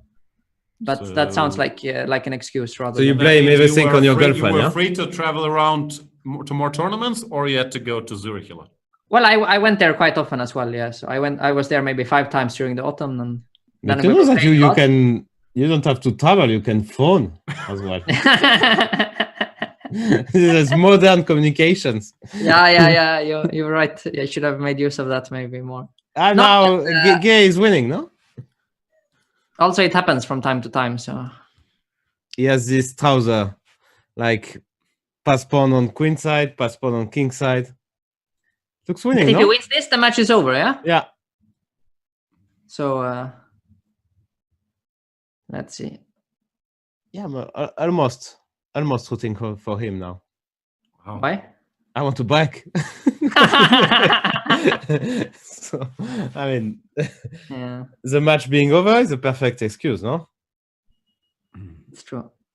But it looks. It looks completely winning. Come on. Yeah. Knight comes over, and yes, more than enough time. It's so fast. Look at him. It's game over, no? A4. A4. King takes b6. And Anton will just resign. Wow. 6 Wow. 2.5. Yeah, I did not expect that to happen. That's a very dominating. I told you he was a huge favorite. Wow, you were right again. He has a good style to look. I mean, he's very fast.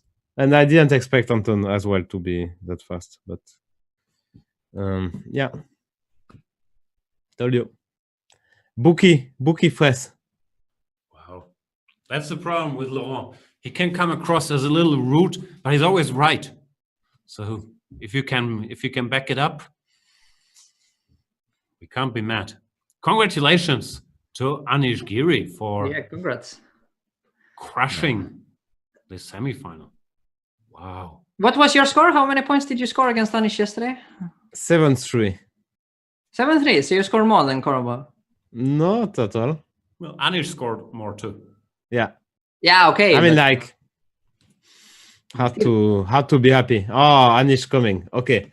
So time to go for me. I will come back a bit later. Okay. Congratulations, Anish. Break, Brilliant.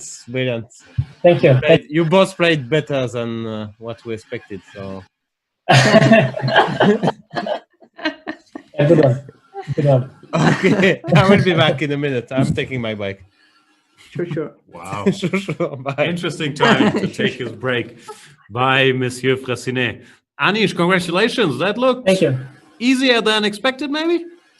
Well, definitely. I mean, I didn't think I was a big favorite, but I realized midway that online. I guess my opponent doesn't have much experience. Anton is a great rapid blitz player over the board, but I mean, you could feel from so many, like one time he didn't convert if we lost on time in that position.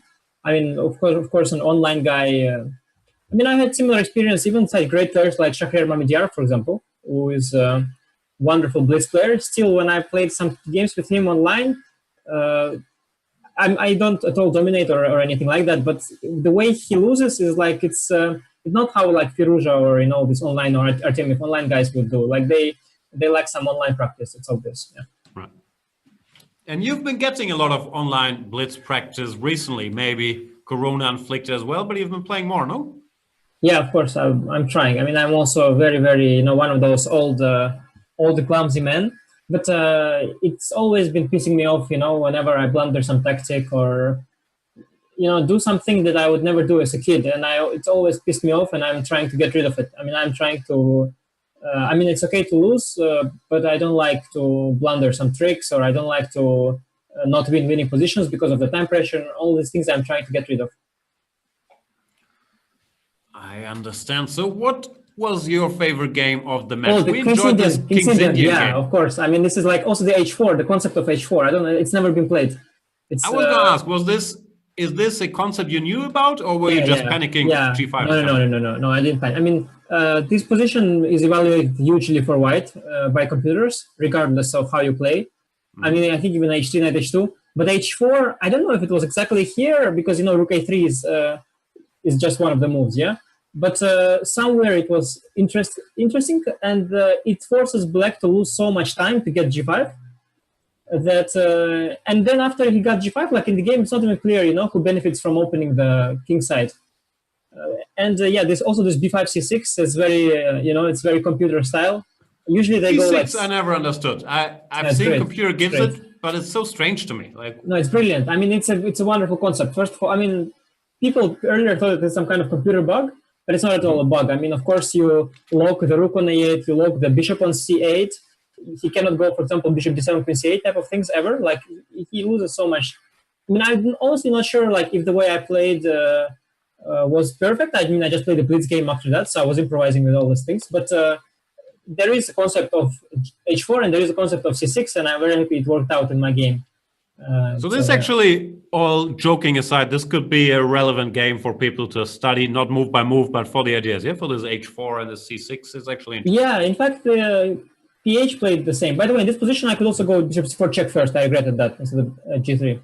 I could start with bishop c4, but it doesn't. Yeah, but basically, this is very, of course, no, I mean, King's Indian, especially nowadays with new engines, there are new ideas, of course, as well. Yeah. Because, engines are getting better and better, and already neural networks, they are not so stupid like Fritz was before, and even Stockfish.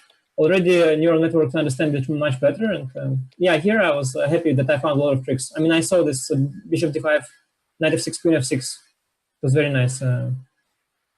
Yeah, this was... We were looking at one line, bishop a3, you win, yeah? Rook e6. Yeah, rook e6 I think is just winning, right? And rook e8, queen c2. Yeah, queen c2 check if needed. But king h6 we said, and we didn't see. I mean, you can. Come on. Yeah, no, you just take on the 8. Yeah. But even just take and queen c3, even I'm just material up. Yeah. I mean, it's nothing. Bishop f1, king g2. I check king g2. And, yeah, it's okay. Yeah. Yeah, but I mean, it was very nice because it's so rare for me. I mean, I'm used to be demonstrating nice concepts that I found with the computer, but I'm not used to converting them very well either. So I was happy with this game. Yeah, I was very happy. Yeah, that was beautiful. Then we had the flag game as mentioned. We also in my defense, just the final position is so pathetic. But I started flagging him with queen still on the board. Of course, losing the queen was part of the flagging strategy. So yeah, he should have won much more off. Of course, queen e6 check now. Wins on the spot here. But he played. Okay. Yeah, but I didn't resign. No, but here he had too little time. I'm curious about your take on it. We were debating a bit that the culture has changed on flagging, because when Laurent and I grew up in the 90s, it was considered to be rude to flag online. While now, I think almost everybody agrees that's just part of the game. No, how do you feel about Definitely. No, I mean, of course it's part of the game. I mean, there is a reason. I mean, like time management is part of the game, and in particular in an event without increment, it plays so much role. Of course, the only thing that I am still questioning. I mean, this game is just completely great game. I don't know what can be said, but the only question is, let's say you have a rook against rook and no pawns, and then you have, let's say, 30 seconds against 20. And are you going to waste 50 seconds of your life trying to flag your opponent there? I mean, honestly, if it's on my anonymous account, I probably would. But okay, like even there was even a game I had with Dingliren, I think, where I played Armageddon, and okay, I sort of pretended I'm trying and I gave up in the Magnus Carlsen Invitational. Yeah, I remember. But at some point, I just made a very quick. A minute each, so it would have taken forever. Yeah. Yeah, it would take forever, but at the same time. Well, I just made a quick calculation of my potential gains and potential losses when it comes to reputation and all that. I decided it's better not to win the game like that. I'm not sure I would have managed. I had like a minute, but still, I mean, that's the only debatable thing. But I mean, a game like that, when you are, I mean, it's a skill, to convert a position with little time. I played a lot of Bullet recently, and there are people who do it very well, and there are people who don't do it well, and those who don't do it well have to.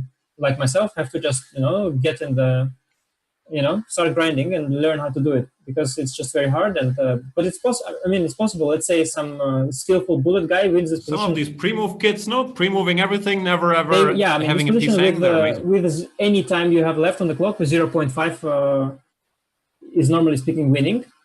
But yeah, of course you need to have skills for that. And I'm impressed when I see some young, some guys who are so good at this.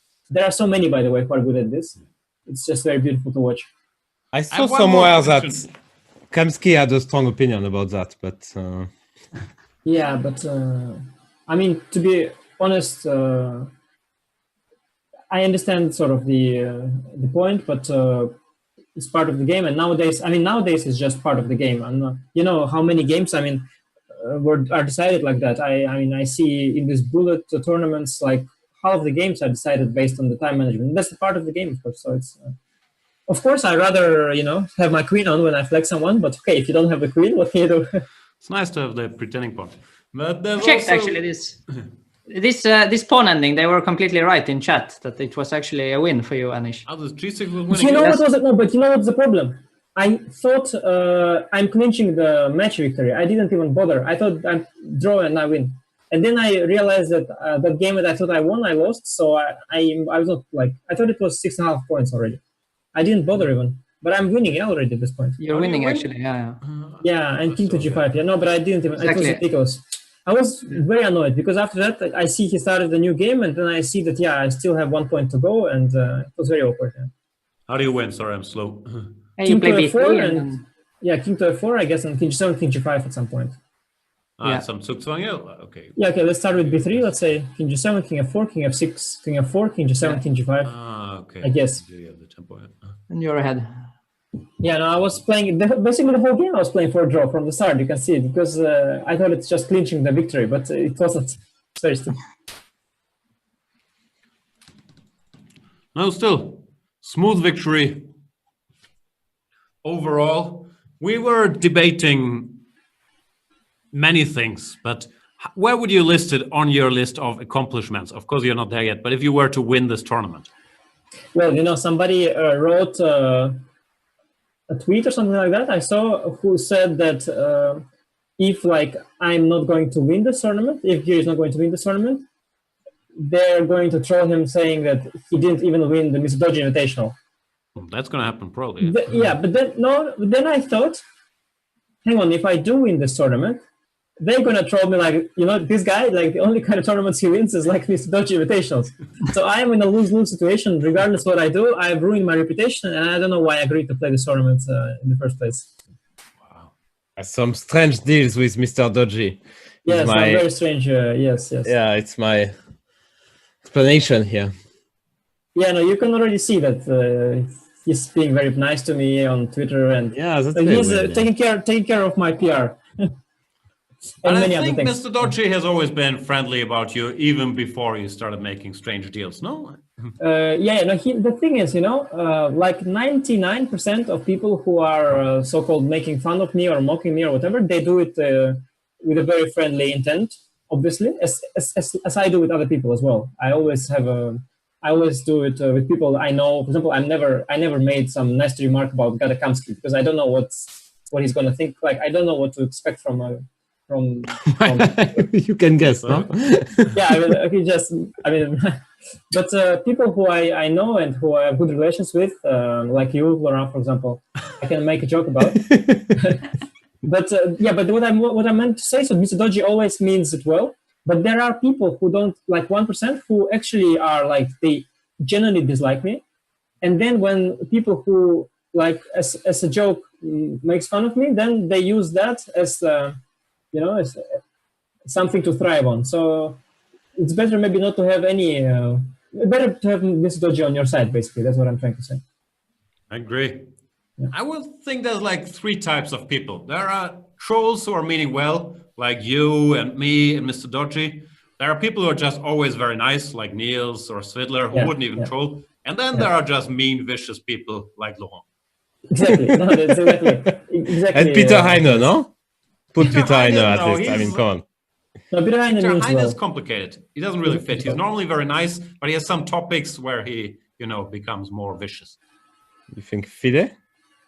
I don't know, like chess politics in general, I would say. You know, just certain stuff. Nils and his domination of the Scandinavian market.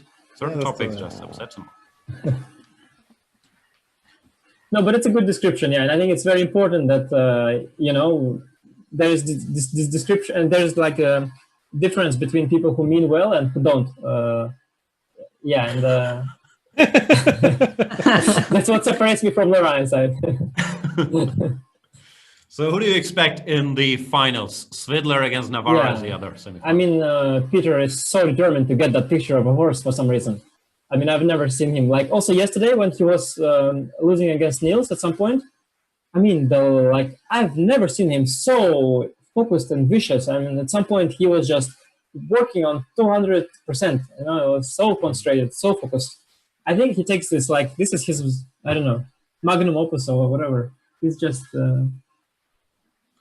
very scary, very scary. I would be shocked if he doesn't beat Navarra and then he doesn't beat me. I would be totally shocked. Do you say this is magnum opus or Magnus Open? Magnus Open, yeah. Yeah, definitely. Okay, that was weak, sorry, but had to get in there. All right, thank you so much. Anish, what are you going to do with the rest of the day? Will you prepare for the finals? Well, what are you up to? 25 minutes of boredom, and then I'm back in the MrDodgy Invitational following Peter versus David. And okay, you'll join, yeah? Fantastic. Of course. I mean, I'm a big chess fan. You know, I want to see what happens to the extent that I am even watching this ridiculous PogChamps event by the alternative website. I mean, I haven't watched it much. Of course, I've heard a lot of the talk. Is it fun to watch? This is not trolling. It's a genuine question. It's fun. Yeah, it's one of those things like a TV series. For example, there was a TV series I think called Invitational, something like this, about the kids. Yes, fantastic. No, listen. So somebody told me it's fantastic. I opened the first. I told you it's fantastic, probably. No, it was before. No, Robin. It was like I started watching it even before we met.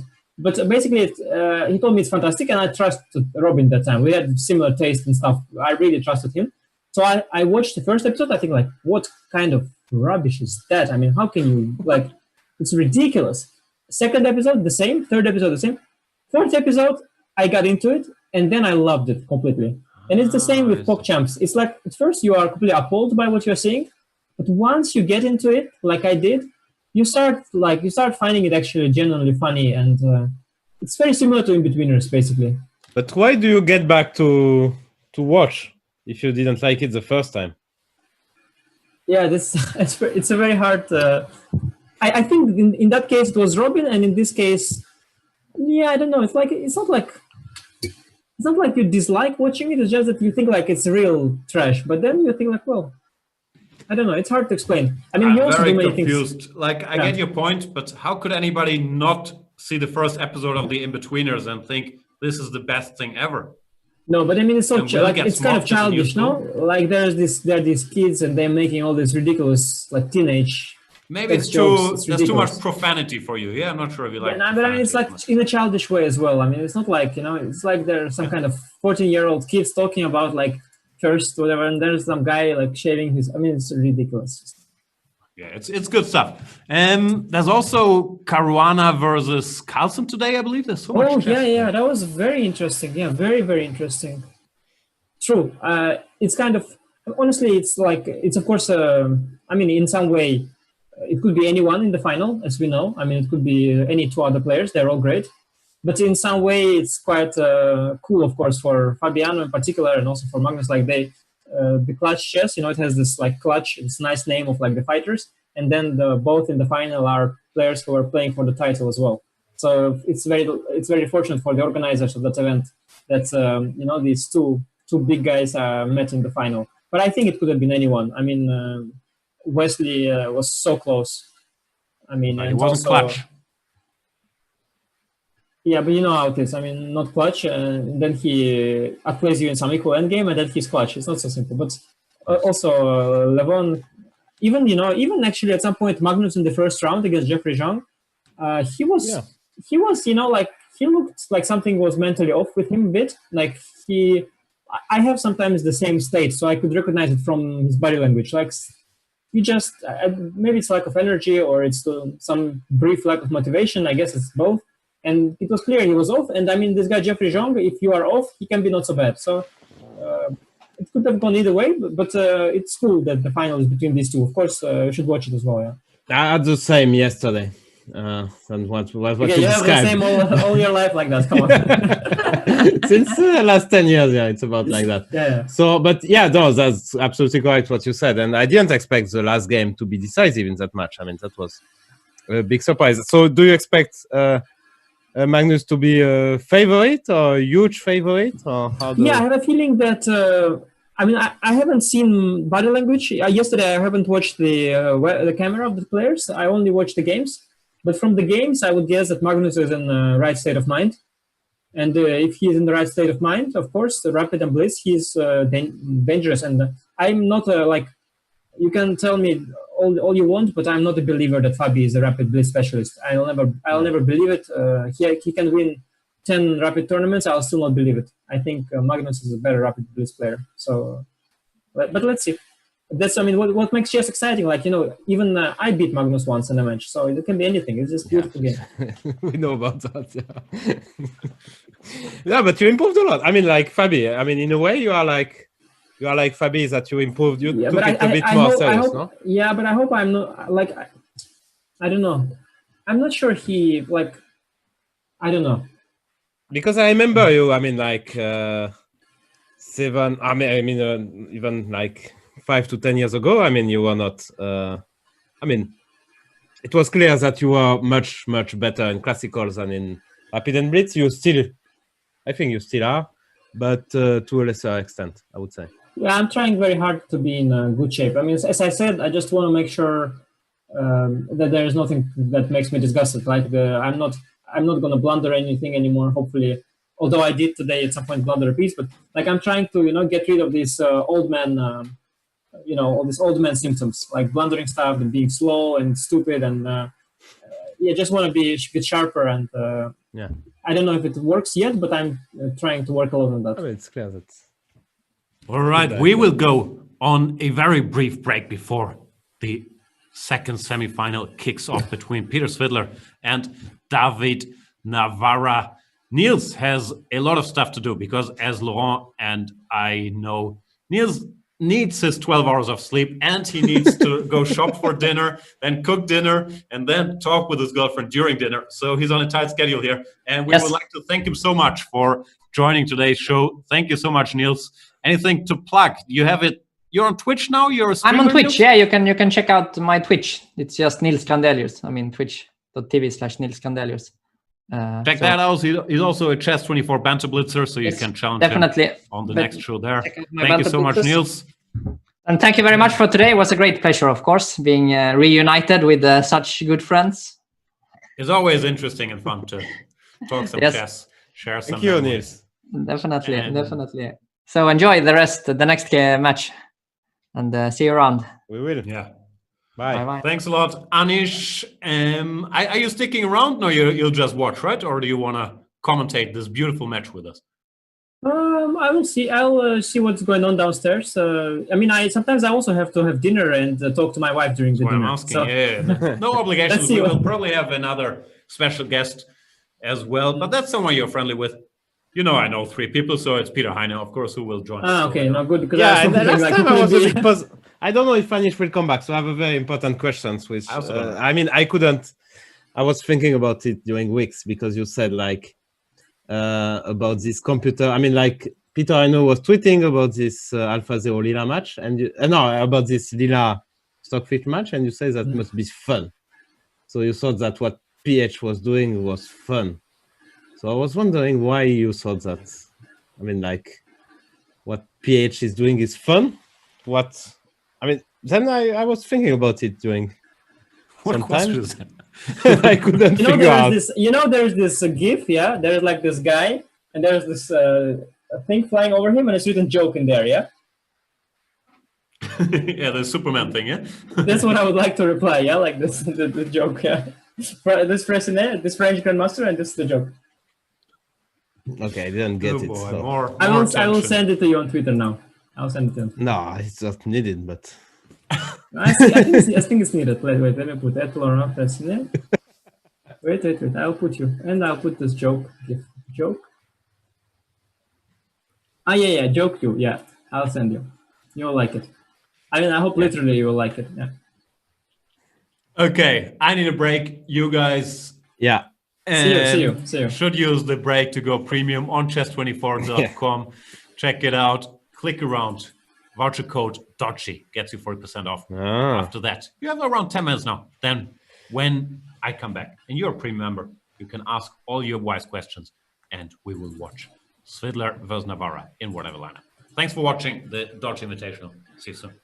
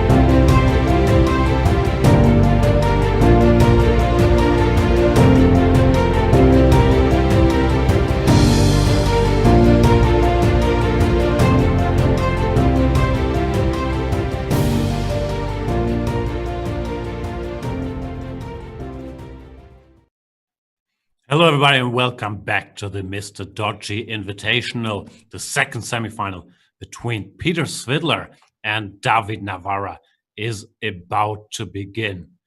And I'm delighted to be joined not only by Laurent Fressinet, but also by a man who won many new fans yesterday through his enterprising play, the head coach of Magnus Carlsen, Danish chess legend, Peter Heine Nielsen is here. Peter, how are you today? I'm good, thanks. Sort of healed from yesterday, so all good, yeah. Healed from the physical exercise you did in preparation for the match. That as well, yeah. No, just referring to the wounds by Korobov, but it wasn't so bad as like. He's out, I saw, yeah. Yeah, he got crushed. Does that? Were you rooting for him since he beat you? You want him to go further? I mean, you're trying to trick me into saying that I didn't root for Anis Giri. That's not going to happen. No. Well, he's a very nice guy. I always wished him the best and such. So basically, it was win-win in that sense. But it was by a huge score that Giri won. A bit surprisingly, I thought actually it would be a very competitive match. And I thought in some ways it was, but suddenly, Giri just broke through and got a lot of points. You see, Laurent smiles very happily because he said all the way that Giri is a big favorite. He was right. Yeah. Even if I very much like Anton as a player and as a person, so definitely would have hoped for a closer match, but yeah, and also as we saw, I mean, the turning point, I mean, the decisive point was when Anish flagged Korobov, queen down. He was much faster with. That was a bit surprising. I mean, I saw it only on my phone, but I thought that Korobov used quite some times for some moves at some point. Am I wrong? I think he's just like not he wasn't used to online blitz very much. Yeah. Yeah. Well, for instance, he was playing the Steinitz Memorial a couple of weeks back, right? So yeah. Same venue even, right? So. But it was 3+2, so you don't have to care that much about your skills. Maybe also yesterday he got some kind of what do we call it? False security that he could play very quickly because I was even slower, right? So let's see. Awesome. Anyway, Laurent, you're gonna tell us who wins the next match, yeah? It's Paul Borta. Okay. Peter Svidler? Yeah. I also think he's a favorite, but maybe that's more unfamiliarity with Navarra. I don't know how good he is at blitz. I thought the same. I would also consider Svidler the favorite, but again, Navarra has actually won some events, right? European champion, perhaps, or something like this. But, which one? Didn't he become European Rapid or Blitz champion a couple of years ago? No? I don't know. I would think so, but this is not the same kind of level. No. I mean, it's not that strong. And you won one, no? Once. Or you finished that was online. It was actually very strong. It was online, yeah. Okay. No, and I think Peter showed that he's well trained. He won this Pepe and Davis Invitational, which was quite strong. I mean, with Rajabov and some other 2700. So, I mean, Peter is just very good. So, yeah, he had a tough time against Nils, but Nils is also quite strong. Yeah. I think he's a huge favorite. Well, I heard that Nils was training at the moment, right? So. And coaching as well. Yeah, of course. Some coaching. Combining. The kickoff is 3 minutes ago, yeah? Are they playing? No, they are 5 minutes late, apparently. Paul Borta is making us wait? Because I'm sure Navarra was on time. Yeah, that. According to our producer, there is 5 minutes delay for some reason. And here we are. Navarra with the white pieces goes for 1c4. There we can see the players. Mr. Svidler in his study in St. Petersburg. And David Navarra, the Czech #1, I assume playing from his home in Prague, but I don't actually know that. He posted a picture of a horse yesterday, Navarra, in the spirit of the tournament. So he must be in reasonable proximity to horses. Peter, this looks like something you would know something about. The English opening. Me? I play much sharper, Jan. Would you take on c3 here? I'm always intrigued by that strategic This you question. do in a position, let's say, on move 5, e3. After e3, it gains in strength, yeah? Then Larsen has taken on c3, bc3, and he would have sort of played, I mean, the dream setup with d6, queen d7, b6, f5, knight f6, knight a5, and you're going to control, you know, all the white squares. And Larsen has succeeded in doing that. But, well, I mean, we move in turns in chess. So if white does something probably is potential, it turns out to not be that strong. But that's where you can do it. To do it here would be, I don't know. All right, he didn't do it. He went knight f6, bishop b2. Knight e4, knight a4. You didn't finish your sentence, actually, Jan. You said, like, Peter, you must know a lot. And this is a kind of line, you must know a lot, and you will pretend that you don't know anything. So this is just how it works, no, with Peter? No, sometimes he genuinely doesn't know anything. Yeah. See, now he's offended too. Yeah. Okay, so Peter's always pretending not to know. What is this knight on b2? Isn't there some classical game, some Smyslov game with this knight? It always looks silly to me. That I truly don't know. Some Smyslov Keres or something? Somebody got crushed. Now, knight h4 is kind of threat, yeah? Mm. And if you go knight f6, then I go d4, and I achieved more or less what I wanted. Well, also, you have, I mean, you have removed the guy from g7, right? It is worth something. I think this knight looks very silly. Yeah. Are you going to argue it can go here in one move? Huh? Now you go knight a4, c3. Yeah. Wow, bishop f3 at tempo. ef94. Did you train for this tournament, Peter? Did you play some blitz online? I mean, not train, but let's say... I played one blitz game online, and I won it, and well, I mean, you know, that's the... what is it? The Spassky joke preferring from Fischer, right? That he played one training game with Karpov, he won a very bad position and concluded, I'm in great shape, and didn't play anything else, right? So I tried to do that. Didn't really work. I also played a few games with an engine. That didn't work either. I think, Laurent, you wanted to train by playing against Peter for your match, no? Yeah, I offered him to play some blitz. Yeah? I didn't know. I offered you. I needed some training and some confidence boost. I thought you were the perfect victim. But I mean, I think I was way too optimistic when I saw your game. Your games. No, but this actually happened to me in Shamkir at some point. That Magnus was playing this blitz match with Bakrov, was getting beaten up, and then he just told me, "Okay, I you know, you have to play me a bit. I need to get back." Well, Bakrov was obviously very drunk, but he beat me anyway. I'm available for these kind of things. You didn't do it with me. No, that's true. So how Peter, is it? There's a lot of speculation about your home life. You are Danish, but you're not joining us from Denmark, right? That is correct. What is the speculation? Yeah, fair points. Not much speculation. MrDodgy just said his wife is a Lithuanian politician, and people assumed that because of that you're in Lithuania, which I would guess is correct. Yeah. I was in Lithuania before she became a politician. She's also a chess player. She's a grandmaster, no? Like an open grandmaster, is that the term? Exactly. She is a male grandmaster, yeah. No. I mean, well, I think she's still technically world number 8, I would guess. Mm-hmm. But, well, as you said, she's a politician. She's leader of the Liberal Party in Lithuania, and, well, there's election upcoming, so that doesn't really leave time for chess. Who's played more tournament games in the last, let's say, 5 years, you or her? I think that's a tie. She played Olympiad, no?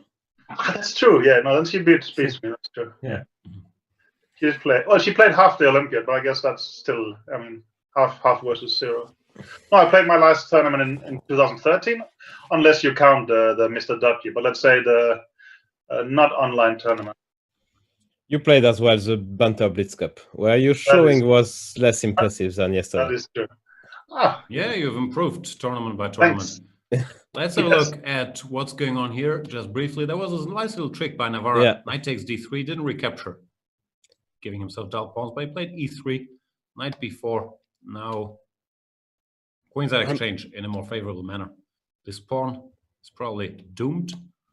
But this is a good Maroxy for whom? I was going to ask you. You wrote a book about such structures, no? I wrote half a book about it, and. But the main issue here for Black is that he has only 1 minute against 3. I mean, but this is amazing that Laurent thinks this is good for white. I mean, there's a huge black knight against a dumb white bishop, but no, that's okay. But you don't have plan as Black. Rook a6, b6. Wow, and then a4. yeah, okay. I will just put something to be able to play b4. Yeah, no, I don't have a short-term plan. I believe the short-term plan is to win on time. Yeah. Yeah. He will go f4, huh?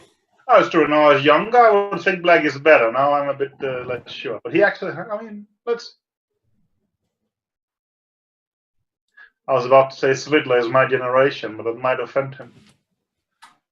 Nah, you're both. Even I'm part of your generation. Laurent, I'm not sure, but we're all Generation X, no?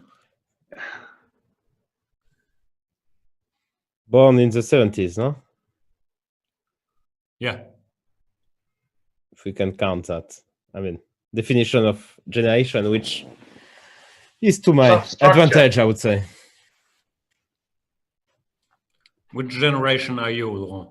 80s. But does it have a name? Gitrug, Bakro. Yeah. No, I mean, Konomayov, Aronian. How the generation is called. Like, there are millennials, there is Generation X, there is the baby boomers. What's your generation called? I don't know. Me neither. Actually. Probably is you're either Generation X still or you're a millennial. I think 1983 is the cutoff. Okay. So now Black is better, but... Okay, but he has 25 seconds. Probably this, to start the polite off, there will be like a no, repetition now. You think he will repeat? I want to repeat? flag him. Yeah, I had a good position, but I was low on time, so it was very generous by David that he gave me the draw. Like, there will be a lot of mutual niceness now. I think you should flag here. Come on. Of course, I would flag, but I don't think Navarra is going to. He's going to spend. Look. Maybe he does it in a cunning way where he gets down on time too, so it's less obvious that he's flagging. Exactly. I mean, you have some practical advantage, but you give it away so you can take the draw. I can feel that here that you have done that before, yeah? Sure. B4 now. And you can pretend. Okay, 5, yeah. 5 is good. Yeah, he's even better now. Yeah, no chance for Svidler. Needs to wake up. He looks very serious, Peter Svidler. Yeah, thanks.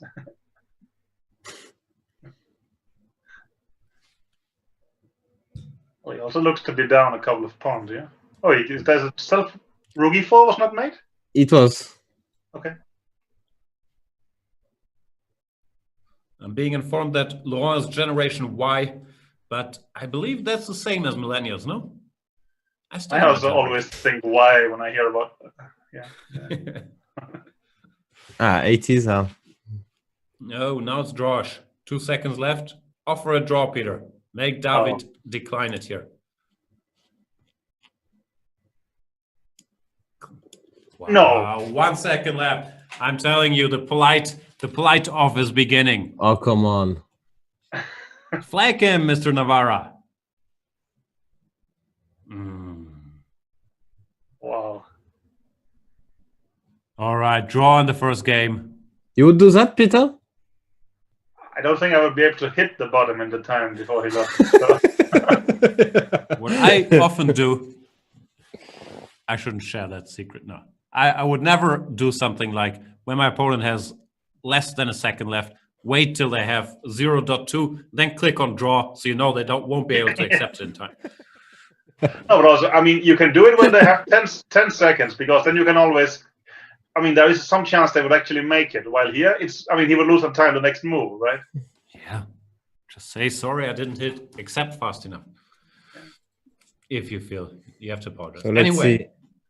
we have a. I will do Peter Heino. Which Peter, opening what's is the it theory? called? Yeah, this looks like some kind of Spanish. Yeah? Spanish, yeah, some weird Spanish with C3. D6, The knight went D5 out here. I think D6 maybe also possible. D5. Wow, so aggressive. A5. Well, it's a standard move, no? You're preparing for bishop c6 to go bishop a6 then. I don't know. Knight a7, bishop a7. You don't know, yeah? Yeah. Peter?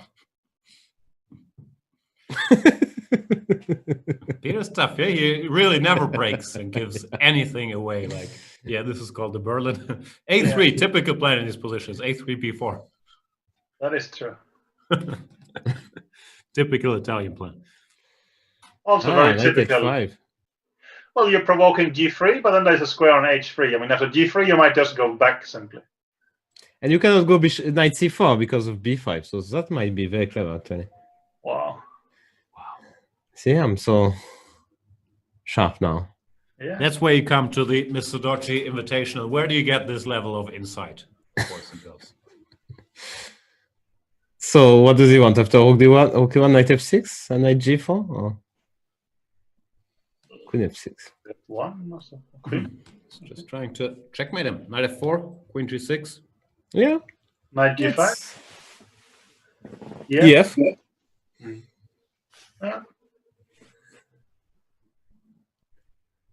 Looks dangerous. Anyway, you were talking about this running low on time. I played with Nakamura like 8 years ago, or 9 years ago, probably, 10 years ago actually, and in this tournament in Amsterdam. And well, he was completely winning, but believe it or not, I tricked him in the time pressure. And then at some point, he had like 25 minutes left after move 40, but I could force a draw by perpetual. So he ran his clock down till he had 2 seconds. So he only had increment, only to tempt me to play for a win and not go for the repetition. That is smart. I repeated instantly, obviously. Of course. Is Peter in trouble? Yeah, I don't like what he's doing. Looks I artificial. thought knight f4. Why didn't go instead of bishop g4? If knight f4, I thought it was great. Really great for black. Like knight f4, queen f3, knight d3. I thought something like that. Too much challenge. Such a knight, but maybe not Rook okay. Queen f6, rook e2 is forced for a start. Yeah, rook d8. Yeah, maybe Probably something black like has a that. lot of initiative here. Yeah. I mean, if you start sort of ejecting the pieces with h3, what is the knight on h5 doing? That's why he's going queen e6. Mm-hmm.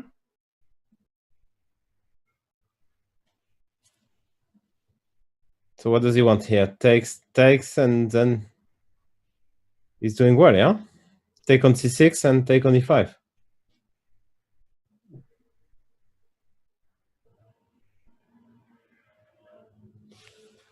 H3, yeah. Could be that white is doing well here now, suddenly. Because if bishop takes f5, then pawn takes, then you take on e5, and you have at least 2 bishops.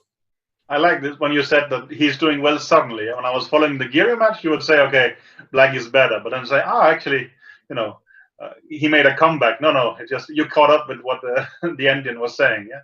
So. Yeah, but knight f5, yeah. If takes on g4, takes on g3. Knight f takes g3 takes, and queen takes g4. No, it's very talented. That's right. I'm showing off. Couldn't do it yesterday because my opponent was too tough.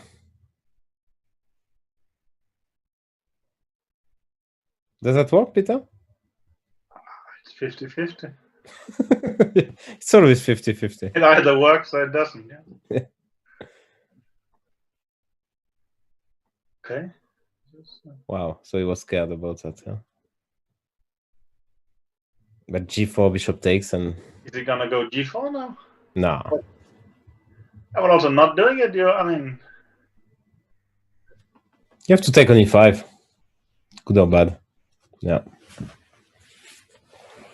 It's probably bad, but many pieces on the fifth rank somehow. This bishop on c5 tonight. queen. So now 2 pieces, maybe queen g4. Queen g4. Yes. Yeah. Bishop d1? Ah, queen g3. Wow. Queen g3. You can take and go king h2. Bishop f2? Yeah, king h3. I don't know how bad that is. What about knight g3? Yeah. It's probably a very good move. So taking mate in 2. Looks Taking a pleasant pawn. to me. It's Yeah, he resigned. played Yeah? it. I think so, yeah. He resigned actually, yeah. Game over. Oh, resigns? Was that part of the bingo? Or Okay, but this was Resigns not his too early, early yeah? resignation. Peter does not look happy. He still looks super focused. Maybe there was some... I hope there was some defense, yeah? they are off again. Here we go again. No, Big that was... Sicilian. That was plus 13 for black, so that was not a premature resignation. Yannick Z2 is saying second best Danish player in history after Bent. Not quite sure why they're discussing Kurt Hansen in the chat, but they must have some reason. Well, Kurt Hansen was much higher on the world rankings than me. I'm just trolling. I'm sure they're talking about you. No, that's a well-known debate. I don't really have a strong opinion on that. Does Nimzovich count as a Danish player? No, Okay. I don't think so. I mean, but well, I mean then. What? Well, I think he's as Danish as Nils, more or less, right? But Nils pretends is very... Nils is pretty Danish, no? When Yeah. Okay. No. I mean, That well, helps then his Nils cause. is the second strongest, highest rated. No, he's the highest rated Dane ever. Then, but yeah. Carlonian1 is asking, who's the fourth highest rated Peter in the world? Interesting. We have Svedler, Leko, Heine. Are we sure? Hey, you are third. Wow.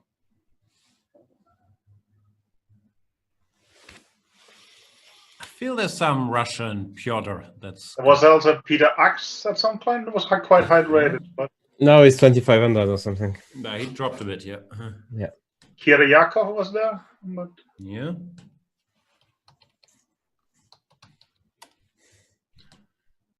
Let me Google Peter Fide. Peter Svidler, you might get a couple of hits there. Peter Sarmashi. No, not much yet.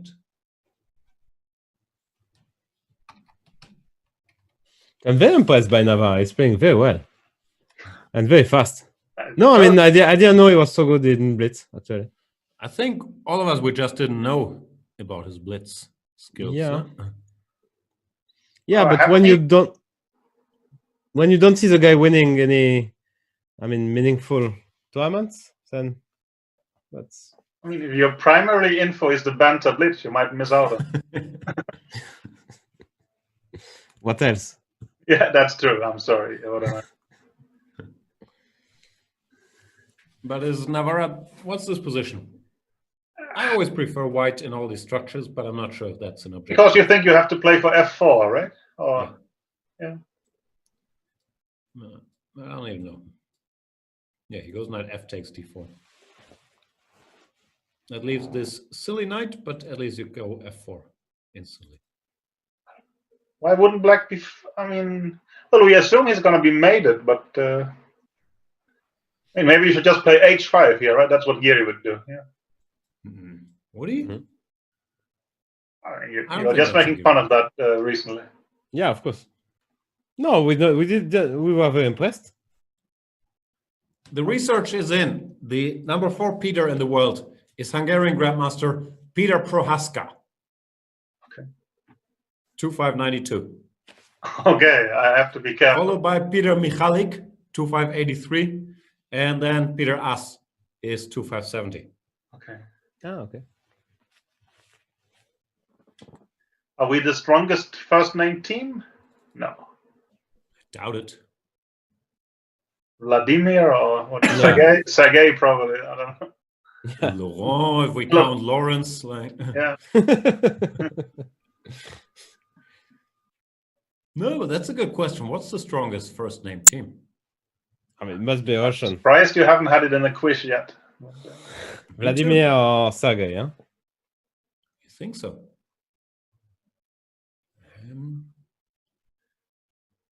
So is it mate, Peter?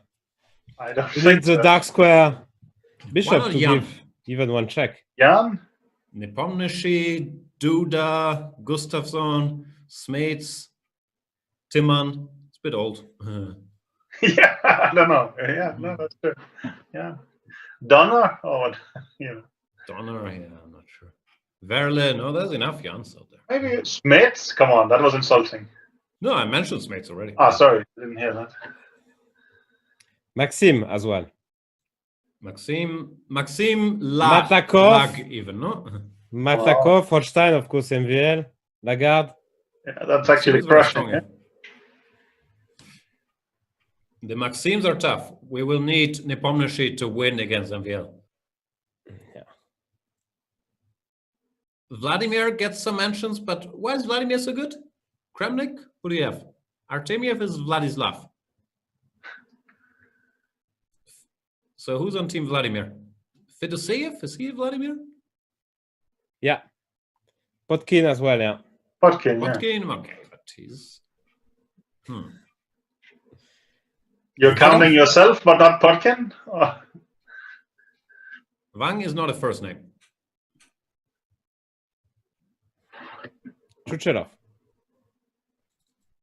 As a coach of the team.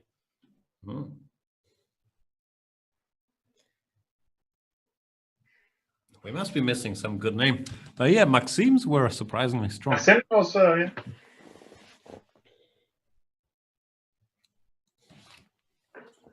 So you think White has a crushing attack, or Black is just doing awesome on the queen side? I think Black is one of doing the well. two. Okay, now I changed my red mind. and Oh, you're protecting f7? Yeah, by taking b3. Wow. That's no? That's your tactical beast, yeah?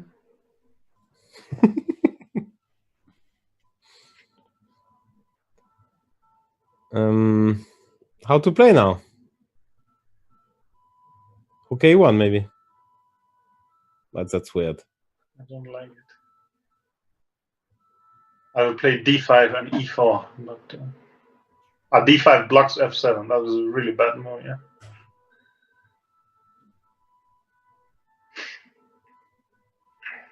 I'm just studying the rating list, looking at good first names.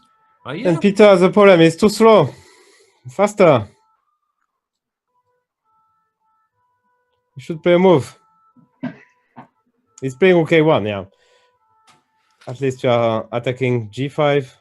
If queen f3, queen b3, queen c2, queen c5, I thought. Some ending cannot be bad for Black, I guess. Can be. I mean, yeah. So in the name debates, Wow. Alexander is of course candidate. They have Grishuk, Motilyov. There must be some other strong Alexanders. Lot of stuff going on, Jan. I like Look at that. He took? Yeah. And Black is better suddenly, no? Black is fine. G5 is hanging, no? Yeah. Pogorta hanging in there.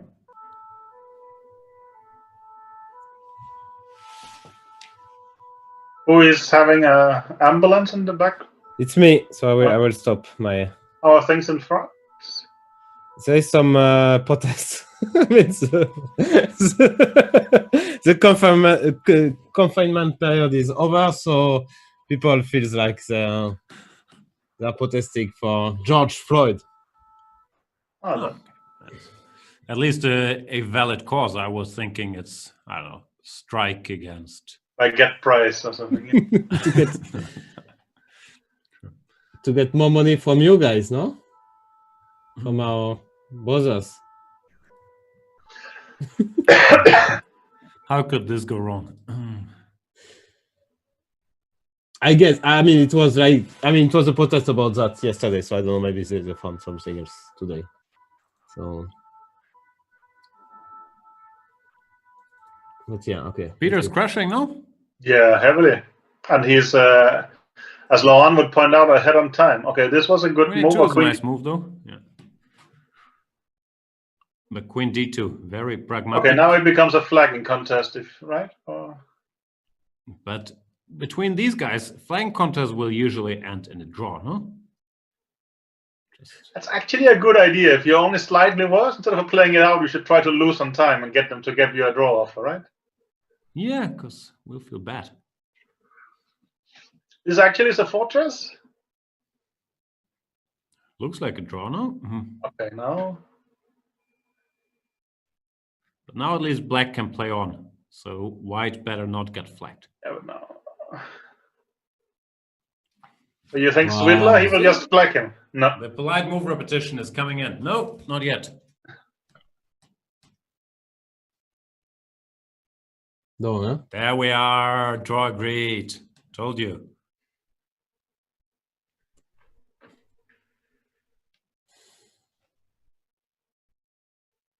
Fair enough. 2-1?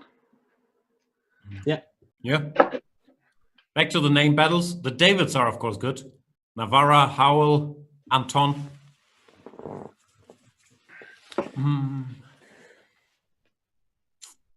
Davis. David Martinez. Yeah. Our friend. Amigo. Who is only streaming 12 hours a day. Oh, they actually started. Yeah. Yep. What's the name of this opening, Peter?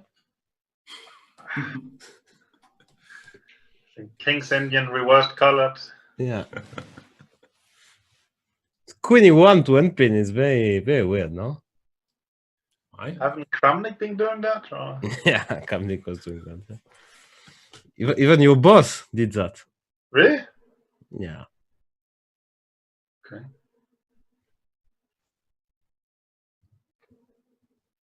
But that was popularized by Vladimir Borisovich. The guy. Kramnik, of course, who started to play around 2012, yeah. I would have been playing this in Armenia long before. Yeah, that's true. But what's the point? You go rook e8, you go bishop b4 or something like that?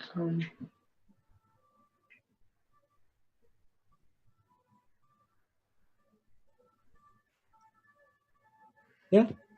I don't understand these positions. With white, I'm always very quickly, slightly worse. With black, I usually get checkmated. You get mated, yeah. Yeah. Yeah. Not for me.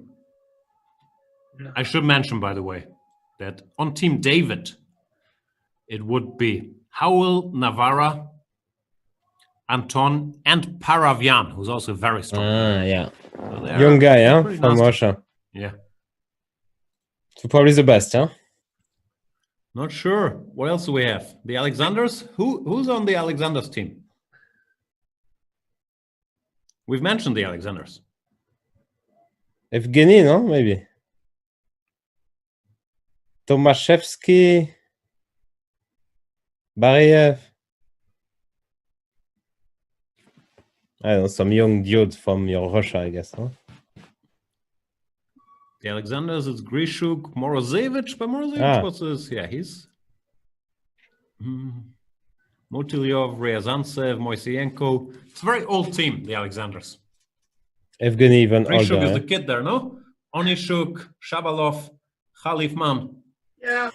Peter would be a youngster on the Alexanders team. Is Alexander falling out of favor? Instead of, I mean, you know, there's generational names in every country. But Sounds like it, no? Yeah. Zubov. They have a lot of depth, the Alexanders.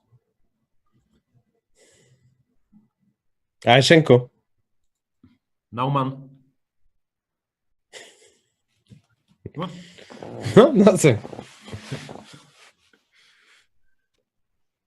Alekain. Okay. Redke.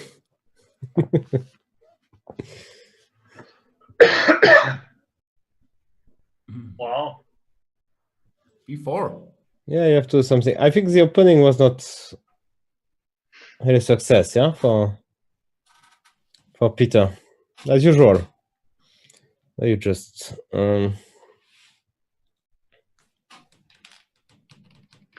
Probably wasn't too bad either, right?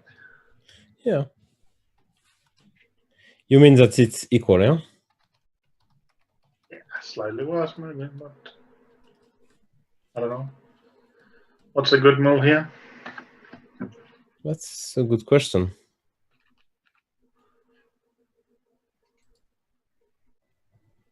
So you just want to take and go knight d4. But still.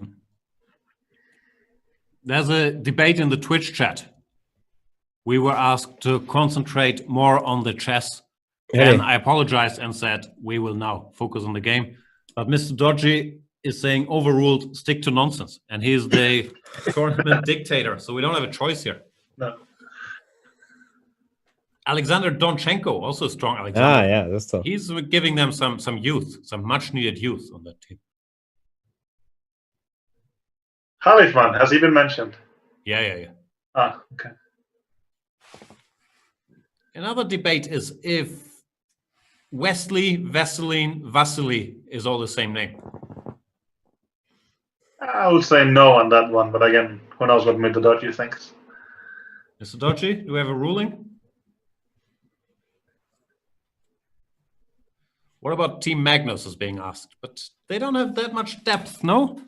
No, exactly. They have Carlsen, and then who's the next best man? Yeah, no. I mean, they couldn't won. We have to give them that. It's like the Norwegian national team. Some offense to Some of them, yeah.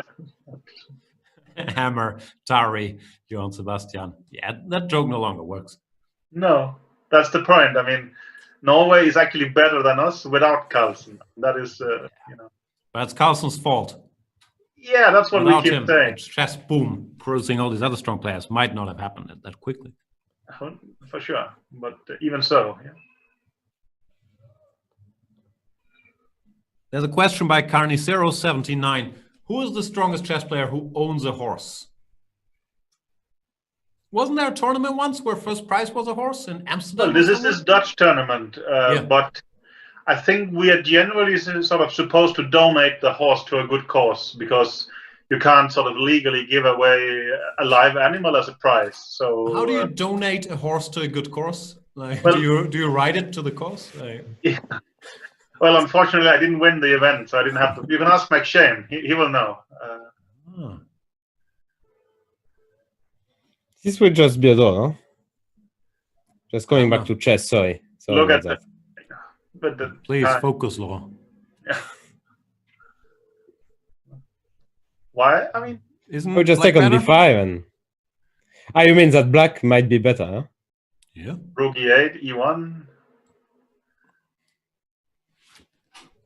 I don't know. I could lose it very quickly. I think. Rook e8, queen a1. Yeah. I mean, Jake Lones is saying, "Yeah, you're losing the poll. Which poll? Are the names team?" I sort of cheated by claiming Nepomniachtchi and Jan Krzysztof, but I think that's okay.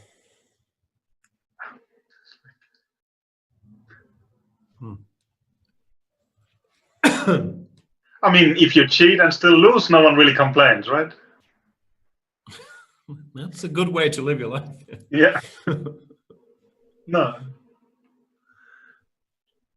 Navarra is very, very strong, by the way. Yeah. That I told you. Has been answered. He's winning again, no? Possibly? Guess you gotta go king g2. The prize for the best horse move, or is that? Question to the tournament organizer. Prize for the best horse move?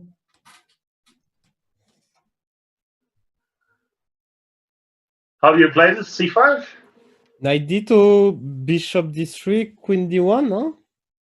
Wow. So tactical. So much talent.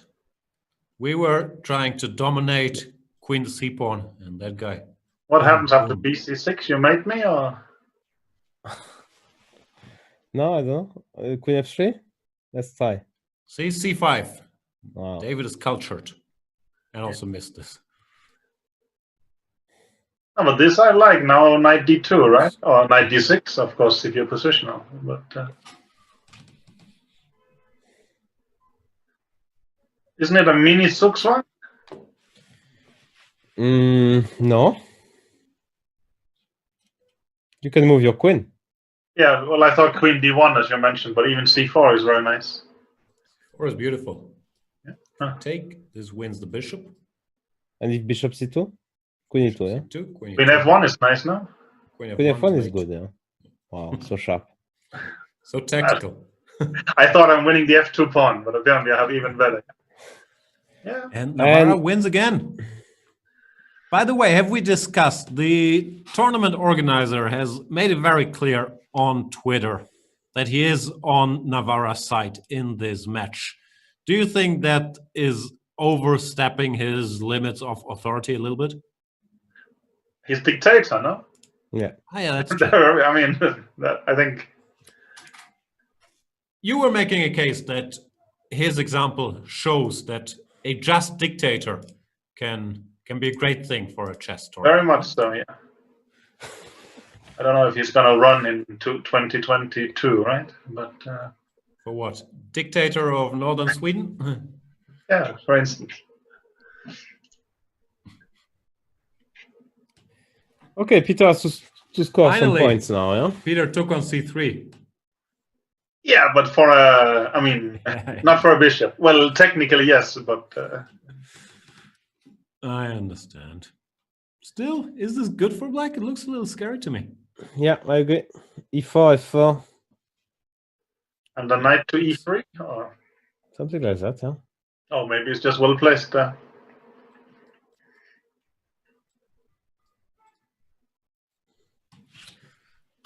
Easier to play for white. Actually, this bishop f5, I have played in Bundesliga on the same team as Switzerland. Maybe if I'm his inspiration, I'm really sorry about that.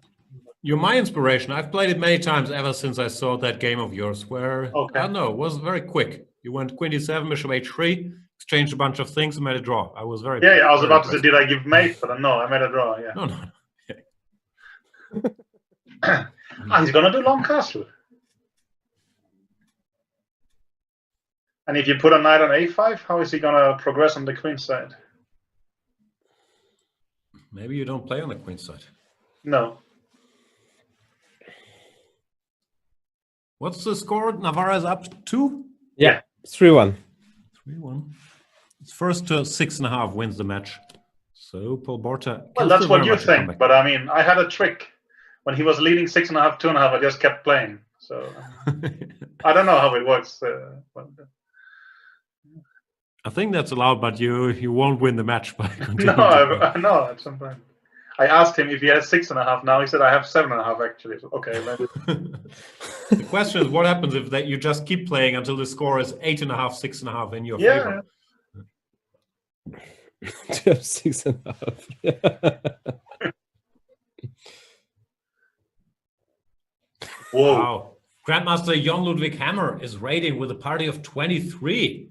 Welcome, Hammer and Hamophiles.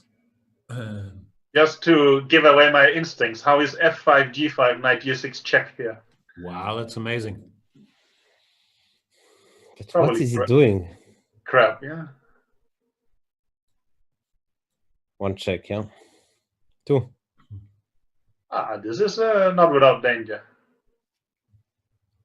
I thought maybe king e8 instead. King e8? Scary, no? King e8, you cannot castle anymore. F5, GF played in That was bishop also the takes case C6. after king f8. But Yeah. That's totally-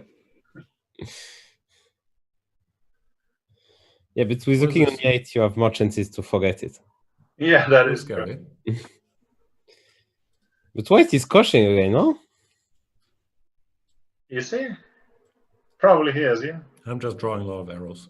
Can we do this? I don't think he's going to play g4, g5 here, Jan. But, Well, It's tempting arrows, but yeah, he's probably going to try to pick up the pawn with piece play. Yeah?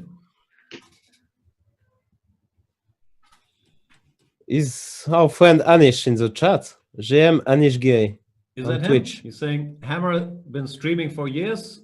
No, why just 23? Probably. The others didn't want to watch the MrDodgy Invitational, no? Like, yeah, you can decline, yeah, the head.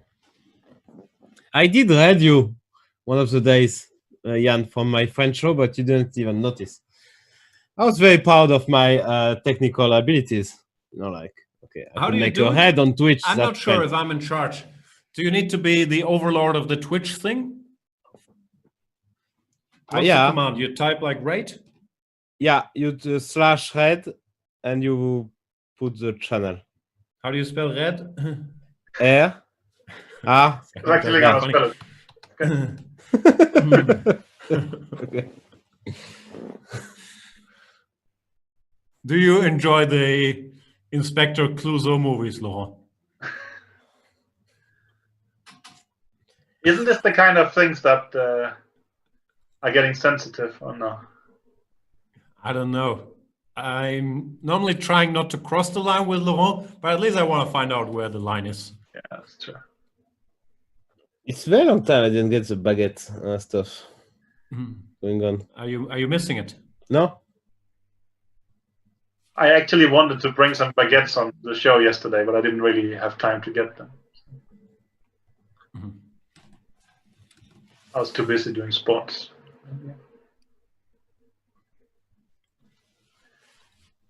Generally, I thought black is doing fine, but the count is that white has an extra pawn, right? Yeah. Yeah. It's a passer, so. Something like queen d5 or whatever. Maybe that. Yeah. Okay. Yeah. No, Navarra is just very strong. It doesn't even feel like Peter's playing badly. Just, yeah, Navarra playing well. But he won also decently convincingly yesterday, right? Despite that Howard pulled off some kind of comeback, but then really didn't manage to fulfill it or finish it, I think. Cool. Didn't follow at all, but yeah. 7-5 or so it.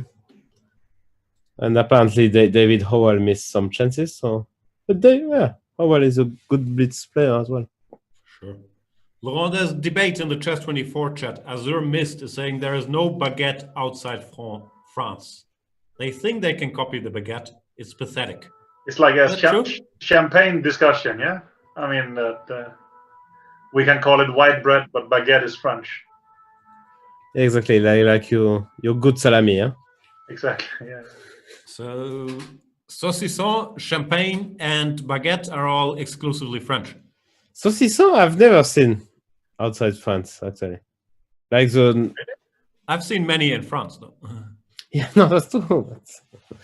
Some Scandinavian guys came and said it's very good salami. I don't think it's called saucisson in Italy, but. Salchicha. It's not the same, yeah. It's all the same. No, it's saucisson, salchicha, Wurst. So culture. This is just winning for white? Yeah, before. Okay, before. Like, and we have this past H pawn. I said culture, not tactic. Navarra is very impressive in this match. In 2 pawns up position. Will Peter resign or? Yeah. Wow. Danger Mouse is saying, I have saucisson sec in my fridge now. Wow. Okay. Cthulhu is saying, I guess Jan spends a lot of time at the gay bars in France. No, I spent a lot of time in gay bars in Madrid when I was an exchange student there. I was in that neighborhood a lot. Chueca, shout out. But no, obviously, that was implied with the saucisson jokes, but it's less fun if you like spell it out. Peter lost again. It's getting tough for Peter Svidler. It's plus 4-1? Yeah. Bishop opening.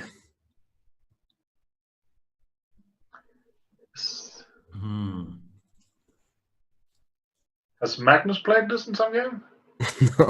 Magnus played everything. So let's forget about saying that Magnus. He played really everything. I think he took with the queen There's once. also No? this line with queen g5. How does that go here? Maybe. Also, but he won a game in Stavanger, the last one before the the same year, Krzysztof, no? 2018. No, but he beat Fabiano in Norway chess, and then suddenly Fabiano won the rest of the games more or less and won the tournament. Yeah, that's true.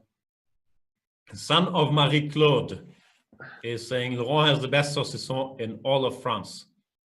Could be. It's a French guy. He's the son of Marie Claude. Yeah, Marie Claude is a huge. I mean, he pretends that Marie Claude is his mom, and she's a huge fan of me. That's the story he's trying to sell. Oh yeah, this is the line, no? For months now. Sorry? This is the line, no? Without a5, a3 included, queen g6, queen g5, and then something. And no, I don't think this is a line. White has a pleasant structure, wins a pawn, it's equal, or? Yeah, one of those. I think White is somewhat better here. I think Peter might have tricked Monsieur Navarra this time. I would think so. I think so. I think just good bishop. Peter looks tired today as well, no? Maybe the match against Nils yesterday just took too much out of him. Or maybe the Fortnite evening session, no? More likely. Is it Fortnite? No, Hearthstone, no? Hearthstone, sorry. I don't play Fortnite is Hammer, right? Or... okay. Sorry, Peter. Hammer I apologize to other Peter. people. Oh, what? Peter looks so tired. Peter, I hope everything's fine if you're watching.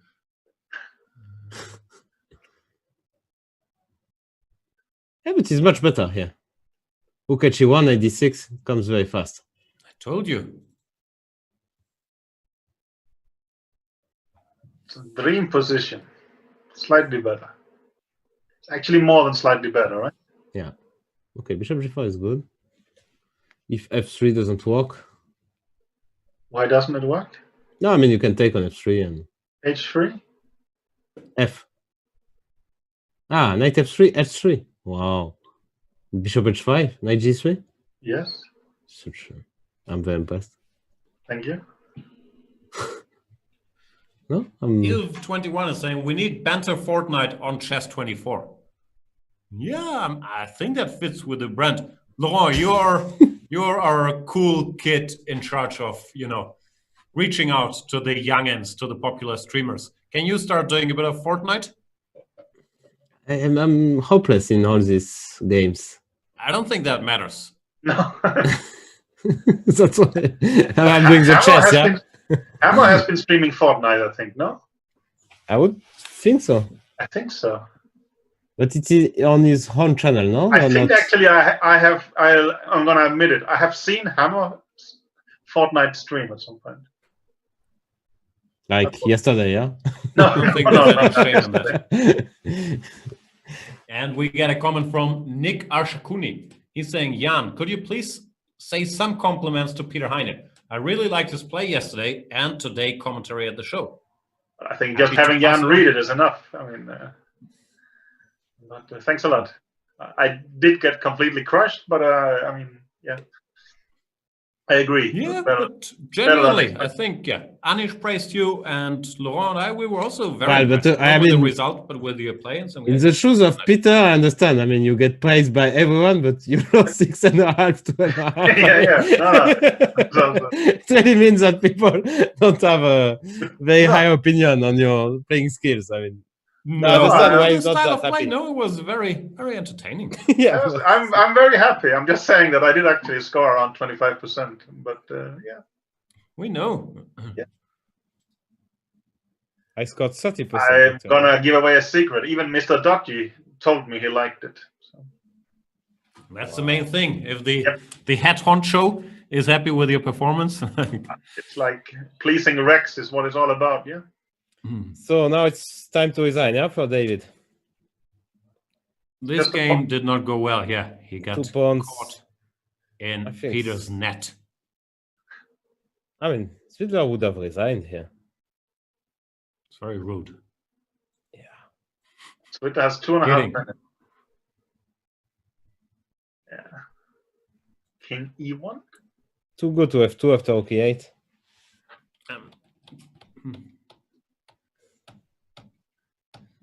Did Peter blunder? Because I'm reading No. that he blundered, but no, he didn't blunder. No blunders.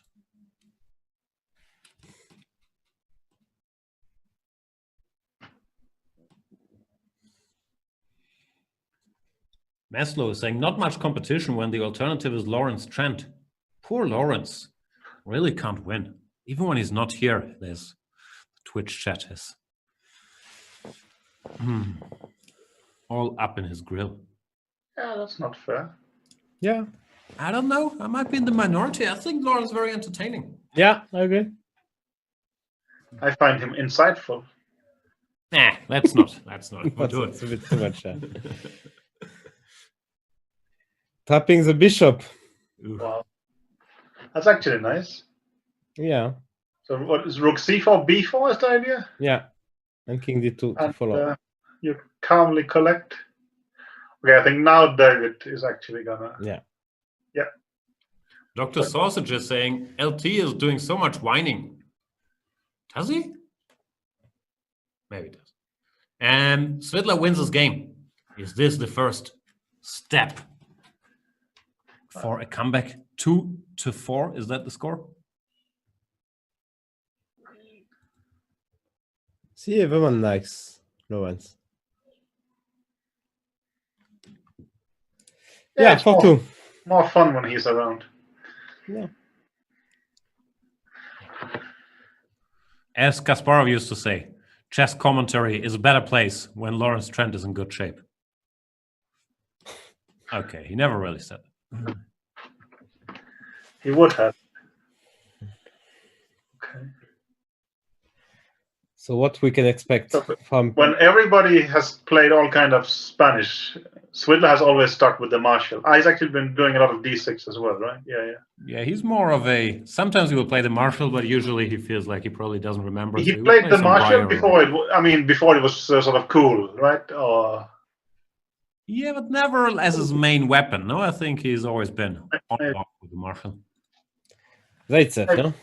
This was the kind of guys who would bluff the Marshall, and if caught, they would play something else, yeah? Mm-hmm. Yeah. Fault. Just castle, because you're happy with a3 or a4, and if c3, you play your Zaitsev or your Breyer or whatever. Yeah. Or a mix between Zaitsev and Bayer, which he Like just this one. did. Zaire.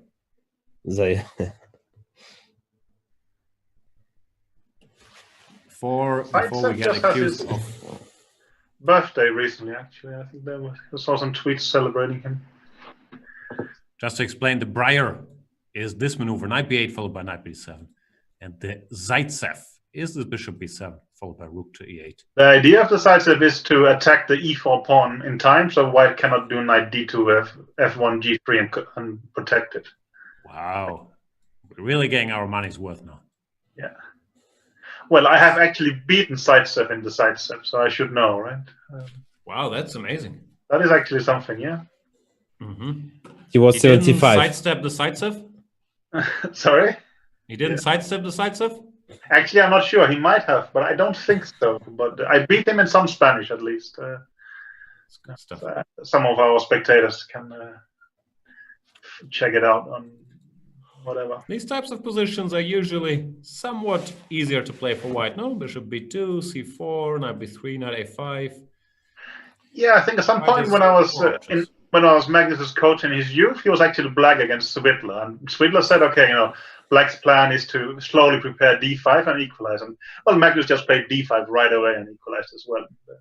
Svidler said, "You're not really supposed to do that," but he couldn't answer why. So, how is cb5 here? No, okay, it's not how we do it. Magnus is a CB5 guy, no? If in doubt, he's played a lot of CB5s. There was some games with Vichy, right? Vichy, yeah. I was Vichy's second at the time, of course. Well, with Kazim, we looked at all kind of exchange sacrifices, but I don't think we'd never really managed to implement it with force. I think you're still a Vichy's second. Okay, I'll stop with the wordplay.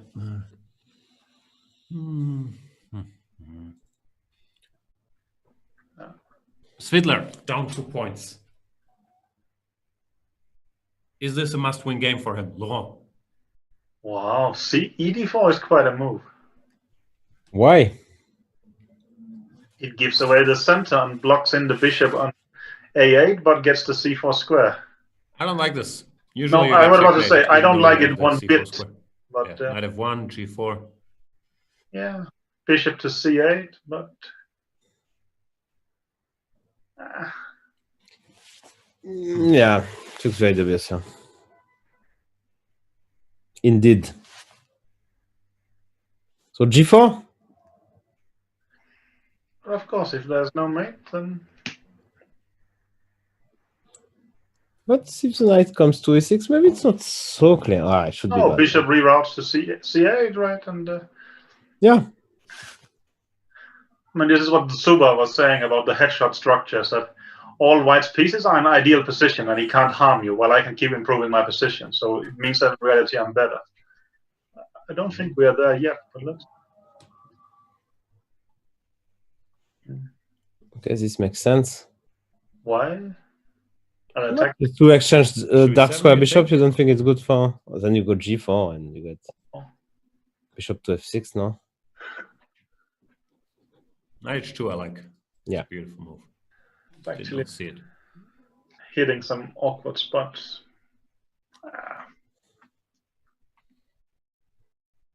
Yeah, it looks like great attack for white. Knight G4, Knight H6, Knight G4, Knight F6. There's a question by Juan GM68. Is Nielsen still working with Magnus?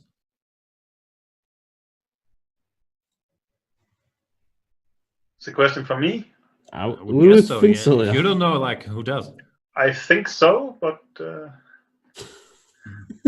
yeah. Well, you haven't heard from him for a while? Or? No, yeah. I keep sending him stuff. He don't reply. I don't know. Magnus is playing today, no? Is he playing today against Fabiano? Yeah. Magnus has very openly expressed his dislike of the MrDodgy Invitational. Have you had a chance to discuss that with him? Is that a question to me? Yeah. I'm talking him with about chess. His sort of. So you don't consider the MrDodgy Invitational chess? I do, but this is more. I think it's a brand / PR war, and as such is not my area. I understand. He's worried that the Dodgy brand will get bigger than the Magnus Carlsen Tour brand, which is an understandable worry at this point. Can I go G4 here? Tap your knight. I think it's winning. If you go... Just for clarity, he had a perpetual here, which he refused, yeah? It's completely winning. You're trying to calculate his equity in the match, but... But okay, it's better if you take the H5 knight, no? Your equity... Some of us are talking about math. Navarra actually knows something, right? He has some education, no? I don't know. Oh, okay. I know he's been studying stuff. Was it mathematics? Maybe I just assume so, but... I read somewhere that you were the statistic guy in Vichy's team. Yeah. That you brought Can't modern remember how it statistical was. analysis into the team, no? That is a bit strong, I think. I think it was some book which I lost. Yeah, that's true. I don't I know. still have it, by the way. Okay. That was just a reminder. Yeah, no, don't worry. I lost it at some point, but I found it again. Right. So G4 wins the piece, finally. Yeah, but now these pawns are not sort of B4. Because B4 just takes C3, bishop F4, bishop D6. It's too Planning fast. B3, but it doesn't... I mean, it's true. Whatever I ask, you come up with a tactical solution. Yeah, C3, bishop A3, check. Yeah. You won. Navarra 5-1, wins the game. 5-2. 5-2. Svidler Very really impressive. not himself. No, David is just... No, David is very strong, yeah. Yeah, no, he's playing incredibly well. Much better than Anish. I would... I mean, like, from what I saw, both matches. One I saw live, really live, and this one I was commentating. I mean, this is just so far David is showing just a different level. Yeah, that's very impressive. So Anish. And great Do you fighting think spirit from David. If he makes the finals, he will be a big favorite against Anish? Yeah. If he keeps playing like that, yeah. I don't think our Dutch friend would be very happy to hear that. But sometimes I get the feeling there's a little animosity between Laurent and Anish. No, because you want this animosity. You are always no, like... no. Oh, no, of course. He's just he's a journalist asking questions. I mean, be free. That's nice. It's the journalist who is hired by the by one of the guests. By both. Actually, Swidler has a lot of B3 games because me and we played a birthday 75-year-old match celebrating Larsen, and that was included a 10-game B3 Blitz match. Oh. And what is your? You think White is worse after B3 or not yet? Yes, probably. I think so. But well, again, I think it's a draw, but it's more pleasant to play for Black. I don't know, which kind of definition you have, but.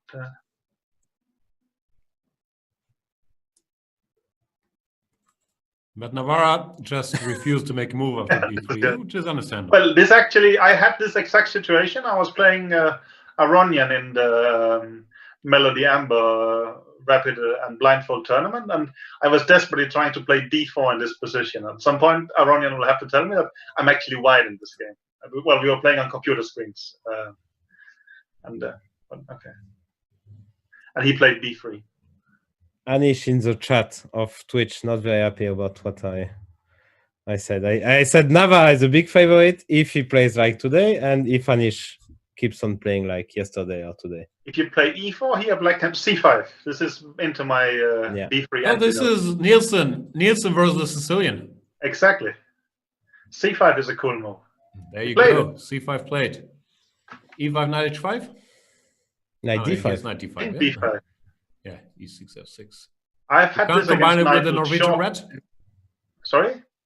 I was wondering if you can combine it with the red. I know. I think when I became European Blitz champion, I played this against Knight to short. Wow. Another thinly veiled brag by Mr. Nielsen. Yeah. When I worked for Anna, when I became European Blitz champion. Online. When my wife, the leader of the Liberal Party in Lithuania. I don't claim full credit for that. C4, knight B4. Don't they go knight C7? Yeah. This is fighting for the E5, D4 square. But now you have two knights for the same square, no? And just sort of Dvoretsky style, or yeah, the superfluous knight. Yeah. Why not knight C7, knight to E6, the other knight to C6? Looked more. Well, you can go to C6 and the other one to A6. French well, it depends, yeah. With blitzed out knight C7. Can I go A3? I guess going D4. Perfectly illegal. D4, CD, what's the move? Knight 3? Or is yeah. It's gonna be.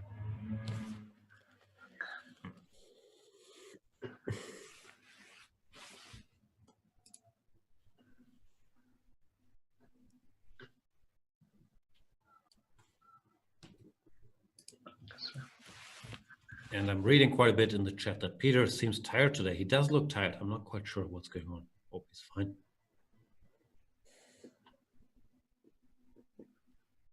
Queen A5.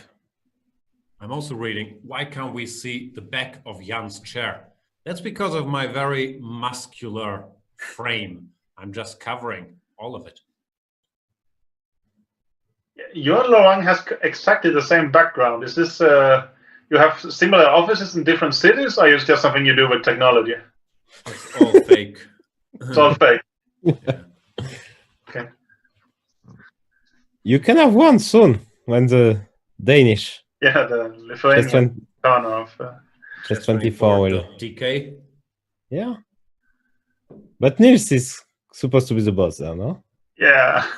yeah. Nils is already running the Swedish and the Danish. I tricked him. I actually tried to sort of sneak in some commentary in Danish, but I don't know how successful it will be.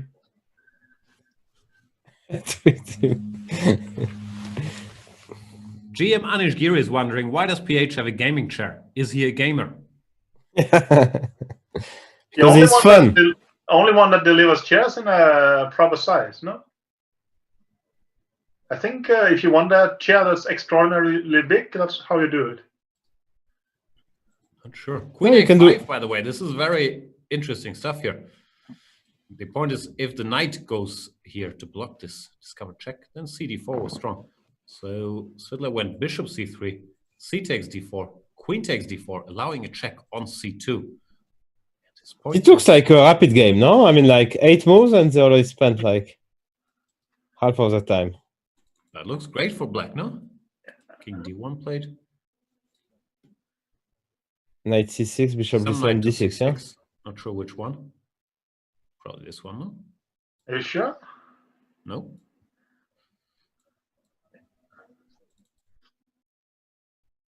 Then yeah, this you should do that knight. Then you go bishop D6, bishop G. I mean, and on F4 you can play D6, take, check, long castle. You get every piece moving. Okay, let's show the active. D7, which is maybe completely crap, probably. But what was your line? F4. D6. No. ED, okay. Check. Bishop G4 and long castle. Maybe you can just take an E7. I don't know. I like to. Did you move the king or? Did we move our king already? I don't think so. Or is there a new buck? I mean, I have to admit that yesterday I spent 20 seconds trying to give rook G4 check at some point, and I just couldn't, so I played some other moves. Anyway, your line is not accepted as. But this is not. This has nothing to do with the software Jan is using, because we play in the new play zone. Still shouldn't affect the software I'm using, no? No, of course. No, I mean, like, no, but what Peter mentioned is a completely different problem. You see what I mean? No. Okay. Peter Heine is 6'6", I'm reading in the chat. What's 6'6"? It's probably true, no?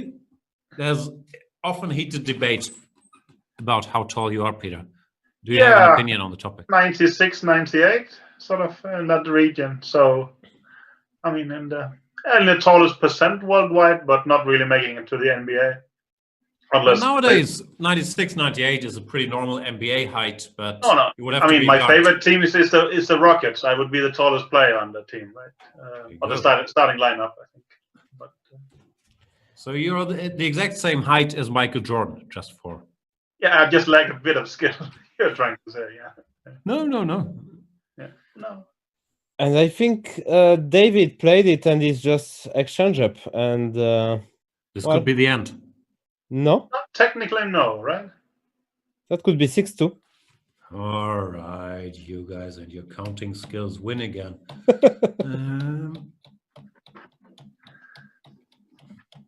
He's just completely winning, and up on the clock. Like game over, and Peter is probably disgusted. Yeah. I was about to say that today the matches I've won with quite big scores, and probably someone will point out that was kind of also the case yesterday. But let's not go in that direction. Peter, there's more questions about your biography, and I'm wondering if this statement is correct by Rushmodan, who's saying he's definitely been over 2700. No, that's, I mean, well, again, depend, are we talking live or are we talking on a list? I don't know. And do we also, talk linguistically? You were exactly 2700, but that means crossing the 2700 mark, no? So I think you could argue. No, not necessarily. But for instance, I mean, MrDodgy is writing 27 plus someplace, right? I don't know if I've been 27 plus. Does that mean, I mean, that you are 27 plus means 27 and everything above, or it means that you have been above 27? Oh, and I'm reading they weren't actually talking about Peter, but they were talking about Navarra. Yeah, Navarra has been like 2755. Okay, Navarra, that's not okay. That's even these days. I mean, yes, like 2730. 2730. I would put him at. I'm not sure what his current rating is, but yeah. Something like that. Constantly above 2,700 for sure. Yeah, he's been solidly there, right? I mean, he's been sort of. And he won. So that's 6-2. Wow. Now Peter needs a miracle, huh, to come back. Yeah. He needs Like 4 in a row plus Armageddon. I don't see it. No, I don't see it either. Yeah, Navarra is currently 2,719, but yeah, he's always. Yeah, that's a bit low. Actually, it should be around like a percent chance, right? Or I don't know. What? I'm not sure he believes. Yeah. If Wesley So doesn't believe in winning 1 game, I'm not sure Svidler believes in winning 4. Of course, he doesn't believe it. He has to win 1 or 2 to believe it. But he will try e4 g6. Well, actually, I think also at some point I told Svidler that I mean, he might not try to win the candidates, but he could win it anyway. You don't necessarily have to believe you can do it to actually do it, I think. Believes he can win the candidates? I know he's listening, so. We will never know. I mean, he will always say he believes it, and what he actually thinks, okay, does it matter? I mean, we will never know, right? But we can try to guess. Honest about what he thinks. I think one can just ask him and get an honest answer. Let's say I now. don't think he's a favorite to win the candidates, but he probably thinks he has like 15-20% equity, and he should push that because it would mean a lot. No, like, you mean now half tournament? You think he thinks he has 15-20%? But it's a lot. It's way too much. He has 50%, maybe. 15? Maybe it's too high. I don't know. He has to catch 2 players and then still keep others behind. I mean, all right, maybe 10%, but still, it's not unheard of. No, no, of course. Yeah, I think I saw someone calculating it based on ratings. I think Karana made around 20% or maybe 25%, but I don't think Anish was up there. But of course, and Nepo was a favorite, no? In that. Yeah, but barely, right? I think it was extremely close.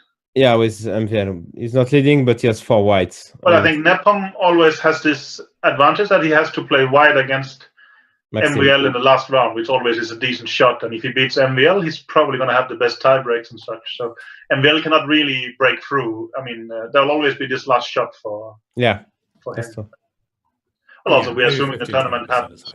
So. Well, I think. But why? I mean, it will happen at some point, no? Probably, yeah. Yeah, of course. I mean, I'm not trying to start any kind of weird problem. Probably, yeah. Okay. I mean, I guess no more chess drama. Will be playing. Yeah, no. This could be the last game if Navarra wins or draws this game. He moves on to the finals.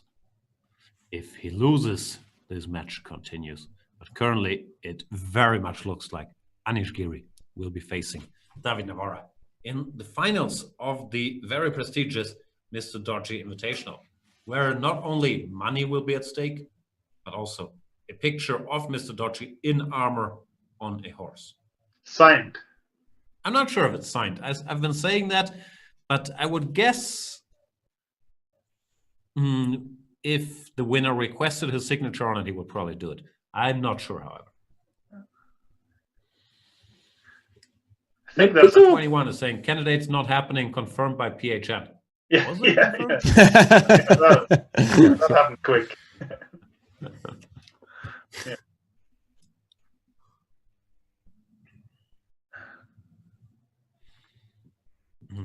G4. Looks normal. Knight f6 looks normal. I think too. Bill is really happening actually. I was reading some stuff like even the open that you play, each opponent play on different board, and you are moving the pieces of your opponent on your board, which is kind of weird, very very weird. Well, it's actually like playing against a blind player, right? I mean, they also tell you the move, and you have to sort of make their moves. And,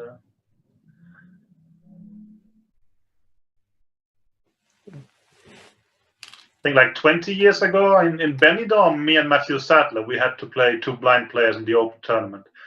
I think I barely survived with a draw, while Matthew just got completely crushed. I mean, they were amazingly strong. think some point in my opponent's trying pressure, I just forgot to tell him his move because I was so nervous, and he lost a bit of time on that. But Can you imagine? Yeah.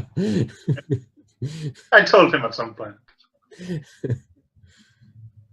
Benidorm, lovely city, by the way. Shout out to Benidorm. Yeah. You like to go to sunny, beachy places, right? I like Spain in general, but yeah, Benidorm I thought was particularly nice. What is your favorite country, Jan? And for what? To be. Thailand? Yeah. Okay. That was expected. But Spain's probably number 2. I really like Spain too. And Germany, number 40? Germany, it's fine, but it's a cold Northern European country, and climate is just such a big part of life quality. I only know Collado Mediano. That's what it's called, right? Yeah. Yeah, that's Vichy's village, right? Well, yeah. I don't think he's residing there yet anymore. But no, he sold his house in Collado Mediano, as much as I know. But it's a village next to Madrid where he used to live. Is Peter getting crushed? In short, yes, I think so. F6 he has to give. Oh, okay, maybe. Takes poems at 95. I mean, you barely win at tempo. Maybe. How about Rook H1 now? Yeah, Rook H1. Laurent is gonna do Queen H6, Queen H8, and give some kind of perpetual, or? Queen H6 is very. There's Bishop G5, no? Which kills the fun. Yeah, that would be a bit embarrassing. Actually, Bishop G5 is also a bit embarrassing, no? Well, this you can do. Less, but hang on. Still. Here. How does this go? Well, you can give a check and sack the queen and go Bishop H4. Yeah. Yes, Bishop H4. And then you disconnect the rook, so you can't second H8. It's actually a bit funny. H4 is cute, yeah. If takes, you go Queen F4 check. He played. Oh, you go Knight D5, no? As well. Oh, as well. And this is actually at the board, yeah? And Peter is being gracious. He allows checkmate in 1 on the board. Yeah. It's fantastic performance by David Navarra. Very, very impressive. Navarra moves on to the finals with a crushing victory over Peter Svedler, who is greatly enjoying this beautiful final position. And Navarra, wow, 7-2 against Svedler. That's amazing. Told you, former European champion, maybe. We will have one or both of the players, we don't know yet, here to share their impressions about the match. But yeah, for now, very, very impressed with David Navarra. Anish Giri will have his work cut out for him in the finals. According to Laurent Fressinet, Anish a giant underdog in those finals. Yeah.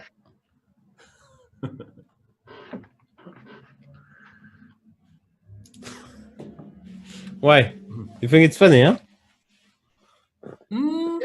I think it's funny to, feed that feud you have with Anish, and I also think I disagree. I don't think Anish is a giant underdog. So yeah. No, I mean, I would put. I mean, like, if you give me 1-1, we can have a friendly wager. I'll take Anish. You get David. Yeah. Let me get in on it. I like to win something from Laurent. Then I also have some skin in the game. Which part do you want? You want Anish action too? Yeah. All right. You can have half of my Anish. Yeah. My Anish action. But also, I like Laurent. Before this match, he says Peter is a huge favorite and such, and then he just switches immediately based on the result of one match, right? No, I mean based on the play. Well, exactly. But it was very, because I didn't see him. I didn't imagine him as a great blitz player. I never saw him before. So when you don't see people playing, I mean, it means that if you see some guy in the bar playing, I mean, like, is probably not good. Yeah. I'm not comparing David to, but I mean, like, he never won a meaningful Blitz tournament, while Peter Svidler did many times, and always in this world Blitz he's very good. So I don't know. I didn't expect him to be so good, but it was really impressive today. MrDodgy, I don't see any of the players appearing here. What is in the 50 pages contract that they signed? Are they obliged to be available for a 1-2 hour interview after the match is over? What are the rules here?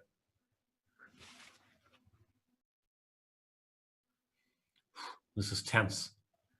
In FIDE events, they would have lost 10% of their price by now, right? Or is it 20? So that would mean the legs of the horse get cut off on the I don't know how you do that, but Art Carden is asking, it's a 50-page contract now. Yeah, we had to add some stuff overnight, I'm being told. MrDodgy is saying they're obliged to say GG, yo. How can we find out if they did? Do we have it on camera? Von Eaglefeld is asking, 50-page contract, 1 word per page. Yeah, there's a lot of room for your own notes in that contract. Yeah, this page is left blank on purpose, right? So. Okay, if we get no player interviews and no interviews with the tournament organizer, then what we have to do. And just as I was about to end the show, we do get the winner of today's second semi-final, David Navarra, on our little show. David, welcome and congratulations. What a victory.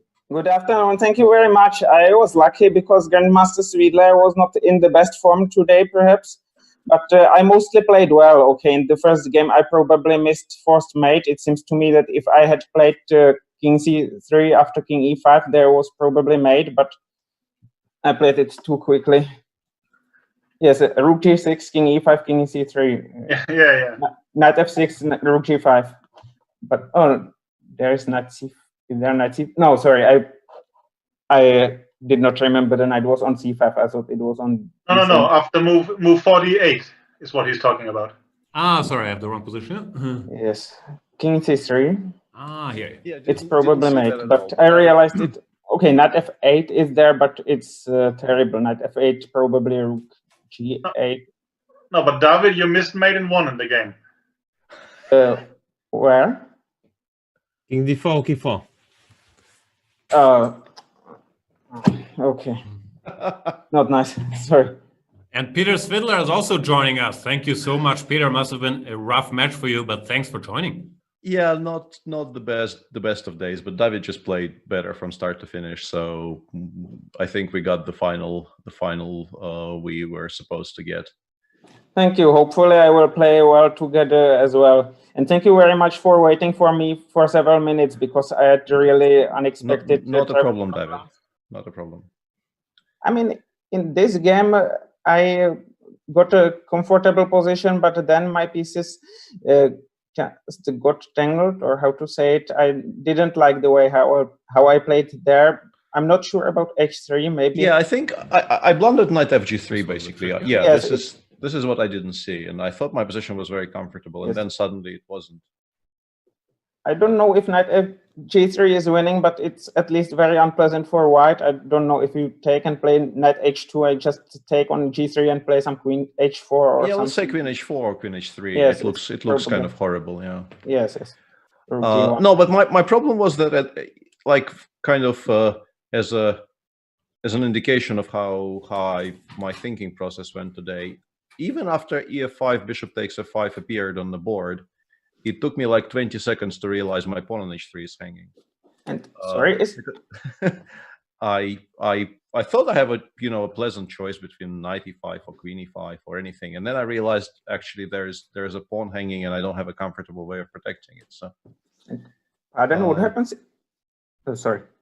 Yeah, maybe I'm actually supposed to play G4 here, and no, the bishop on A4 is hanging as well. That was kind of the final nail in the coffin. I was preparing to play G4, and then I realized Black just picks up the bishop in 2 moves.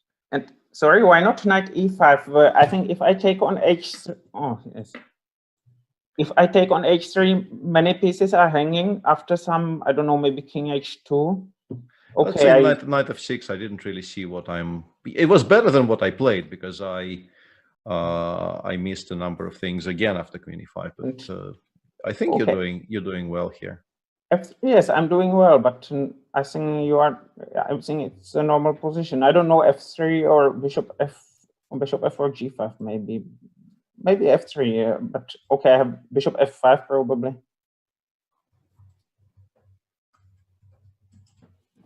Pawn up. Yes, g4, bishop d6, maybe. No, maybe you take on f4. Okay, pawn up. G4, maybe bishop e4. Bishop e4, maybe. Yes. It looks good. Yes.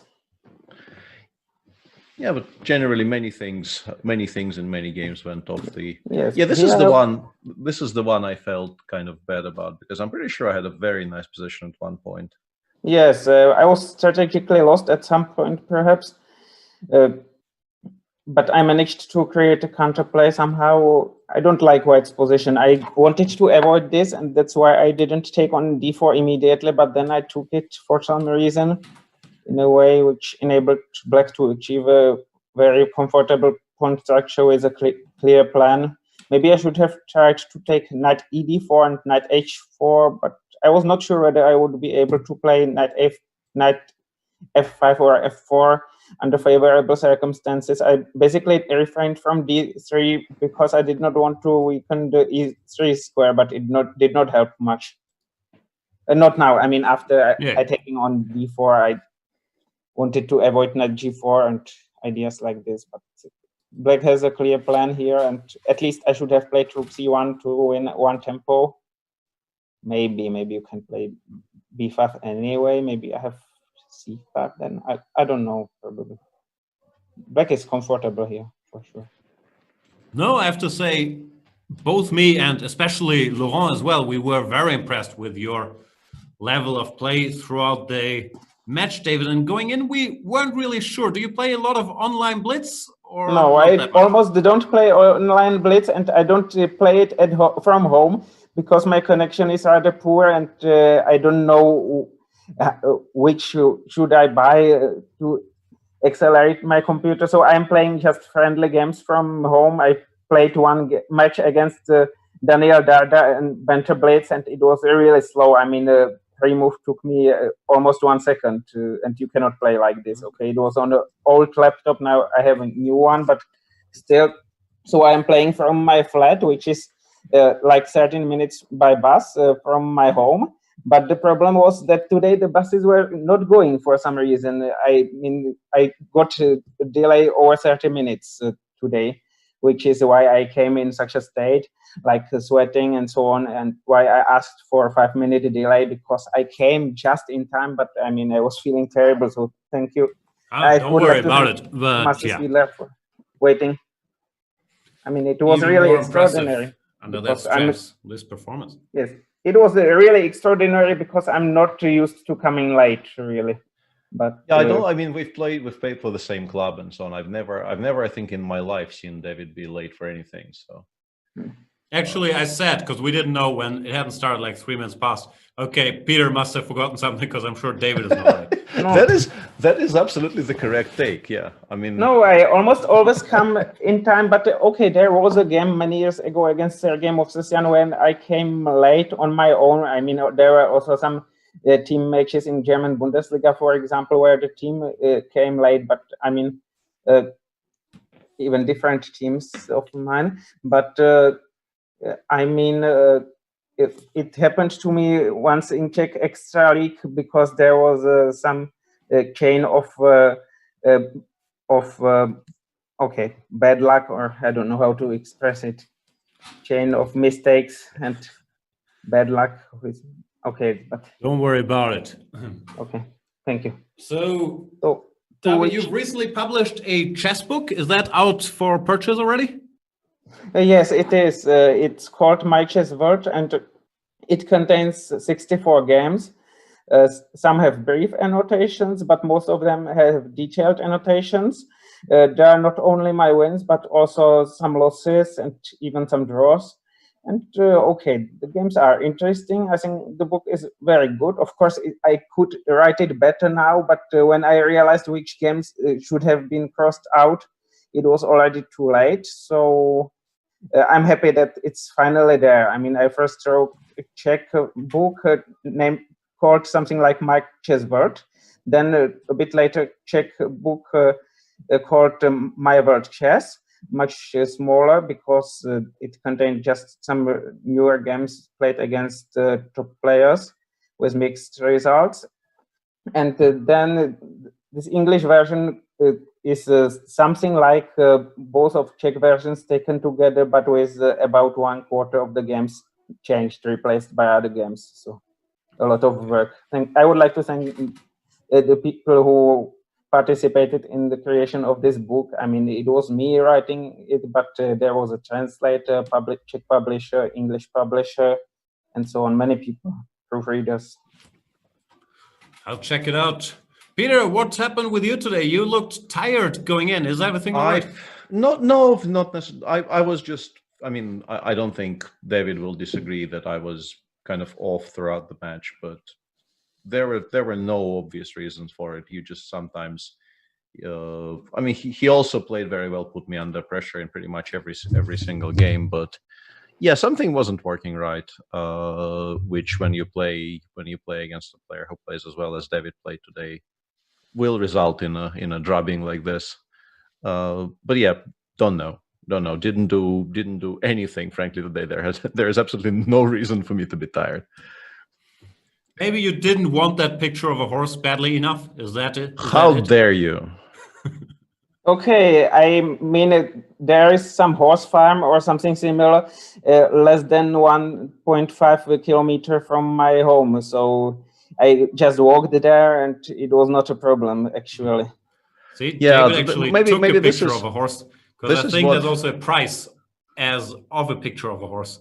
So David's just closer to the tournament spiritually. I think that was my mistake, but like half of my family went to our summer house for 3 days, only came back yesterday, and there is actually a horse farm close nearby, so I could have gone with them, maybe played from there, and then the closeness of horses maybe would have inspired me more, but I chose to stay, and I'm now paying the ultimate price. That is karma. I'm not sure if the winner of the tournament will let you see their picture of the horse at some point. I'm not sure. I don't know how to react to that. I am not currently prepared to beg, but I might reconsider my position in days to come. So, David, you will face Anish Giri in the finals. Have you thought about it already? I haven't known who won the match because I was stuck in not a traffic jam, but I was waiting for a bus which was not coming. I lost over 30 minutes with this, so I just came just before the scheduled start of the match, and I really couldn't see who was I going to play. So now you know it's Anish. What do you think about the match? Okay, if I play in a way okay, if I play as well as today, it might be an interesting match. If I play as poorly as I did in some of the past days, in some training games, it might be a one-sided affair, but I will try to play well. All right. I am very much looking forward to some exciting finals. Laurent, do you have any questions for either of the players? No, I just wanted to congratulate David on a very nice performance. I mean, we were very impressed, as you said, and yeah, I just see that you have more than 600 pages on your book. That's what people write in the chat. Yes, very impressive. Yes, I'm a bit of graphomanic, or I don't know how to say it in English. I mean, I didn't know it in advance, so when I realized it would be about 650 pages, I needed to cut down and abridge some lines, and okay, if I had known it, I would not have included some of the most complex games. And but okay, it's a big book. Okay, it's very detailed, I guess, analysis, but it's very interesting. I mean, it's very nice to just show everything to people and analyze in depth. in my opinion, it's the biggest drawback of the book that it's so big. But of course, there might be some other drawbacks. But I worked on it seriously, and other people also did. I mean, translating it and proofreading and so on. I like big books, and I cannot lie. I'm looking forward to exciting finals tomorrow. David, best of luck against Thank you Anish, very much. and yeah, congratulations on a wonderful match. Peter, we'll try to get you at least to see that picture of a horse somehow. Thank you very much. Yes. Thanks Thank you. everybody for watching today's show and all this action. And Have a nice evening. Goodbye. Bye. Bye guys. Bye. Bye David. Bye Peter. We will be back tomorrow, or I'm not sure who will be back, but someone will be back tomorrow to commentate on this big final between David Navarra and Anish Giri. Wow, Laurent left me already. That's just rude. That's just plain rude. But he's gone. So tomorrow, big finals in the MrDodgy Invitational, which I think, delivered some fun games today. If you want to support the tournament, good old Chess24, and improve your chess, then consider visiting chess24.com and getting a premium membership, giving you access to all the video series, allowing you to challenge the likes of Magnus Carlsen and yours truly in banter blitzes and many more things. chess24.com/premium. Use the voucher code Dodgy at checkout for 40% off. I'm going to check out now, and I will see you guys tomorrow. As I'm sure you know, there is more chess today. The world champion, Magnus Carlsen, is facing the vice world champion, Fabiano Caruana, in the clutch. What's it called? Clutch Chess Tournament. I think it's just called Clutch Chess. So check that out as well. Thanks everybody for watching. Thanks Twitch boys. Thanks Chess24 boys and girls. And Twitch girls as well. Thanks, MrDodgy. Thanks, Laurent. Thanks, David. Thanks, Peter. Thanks, Anish. Thanks, other Peter.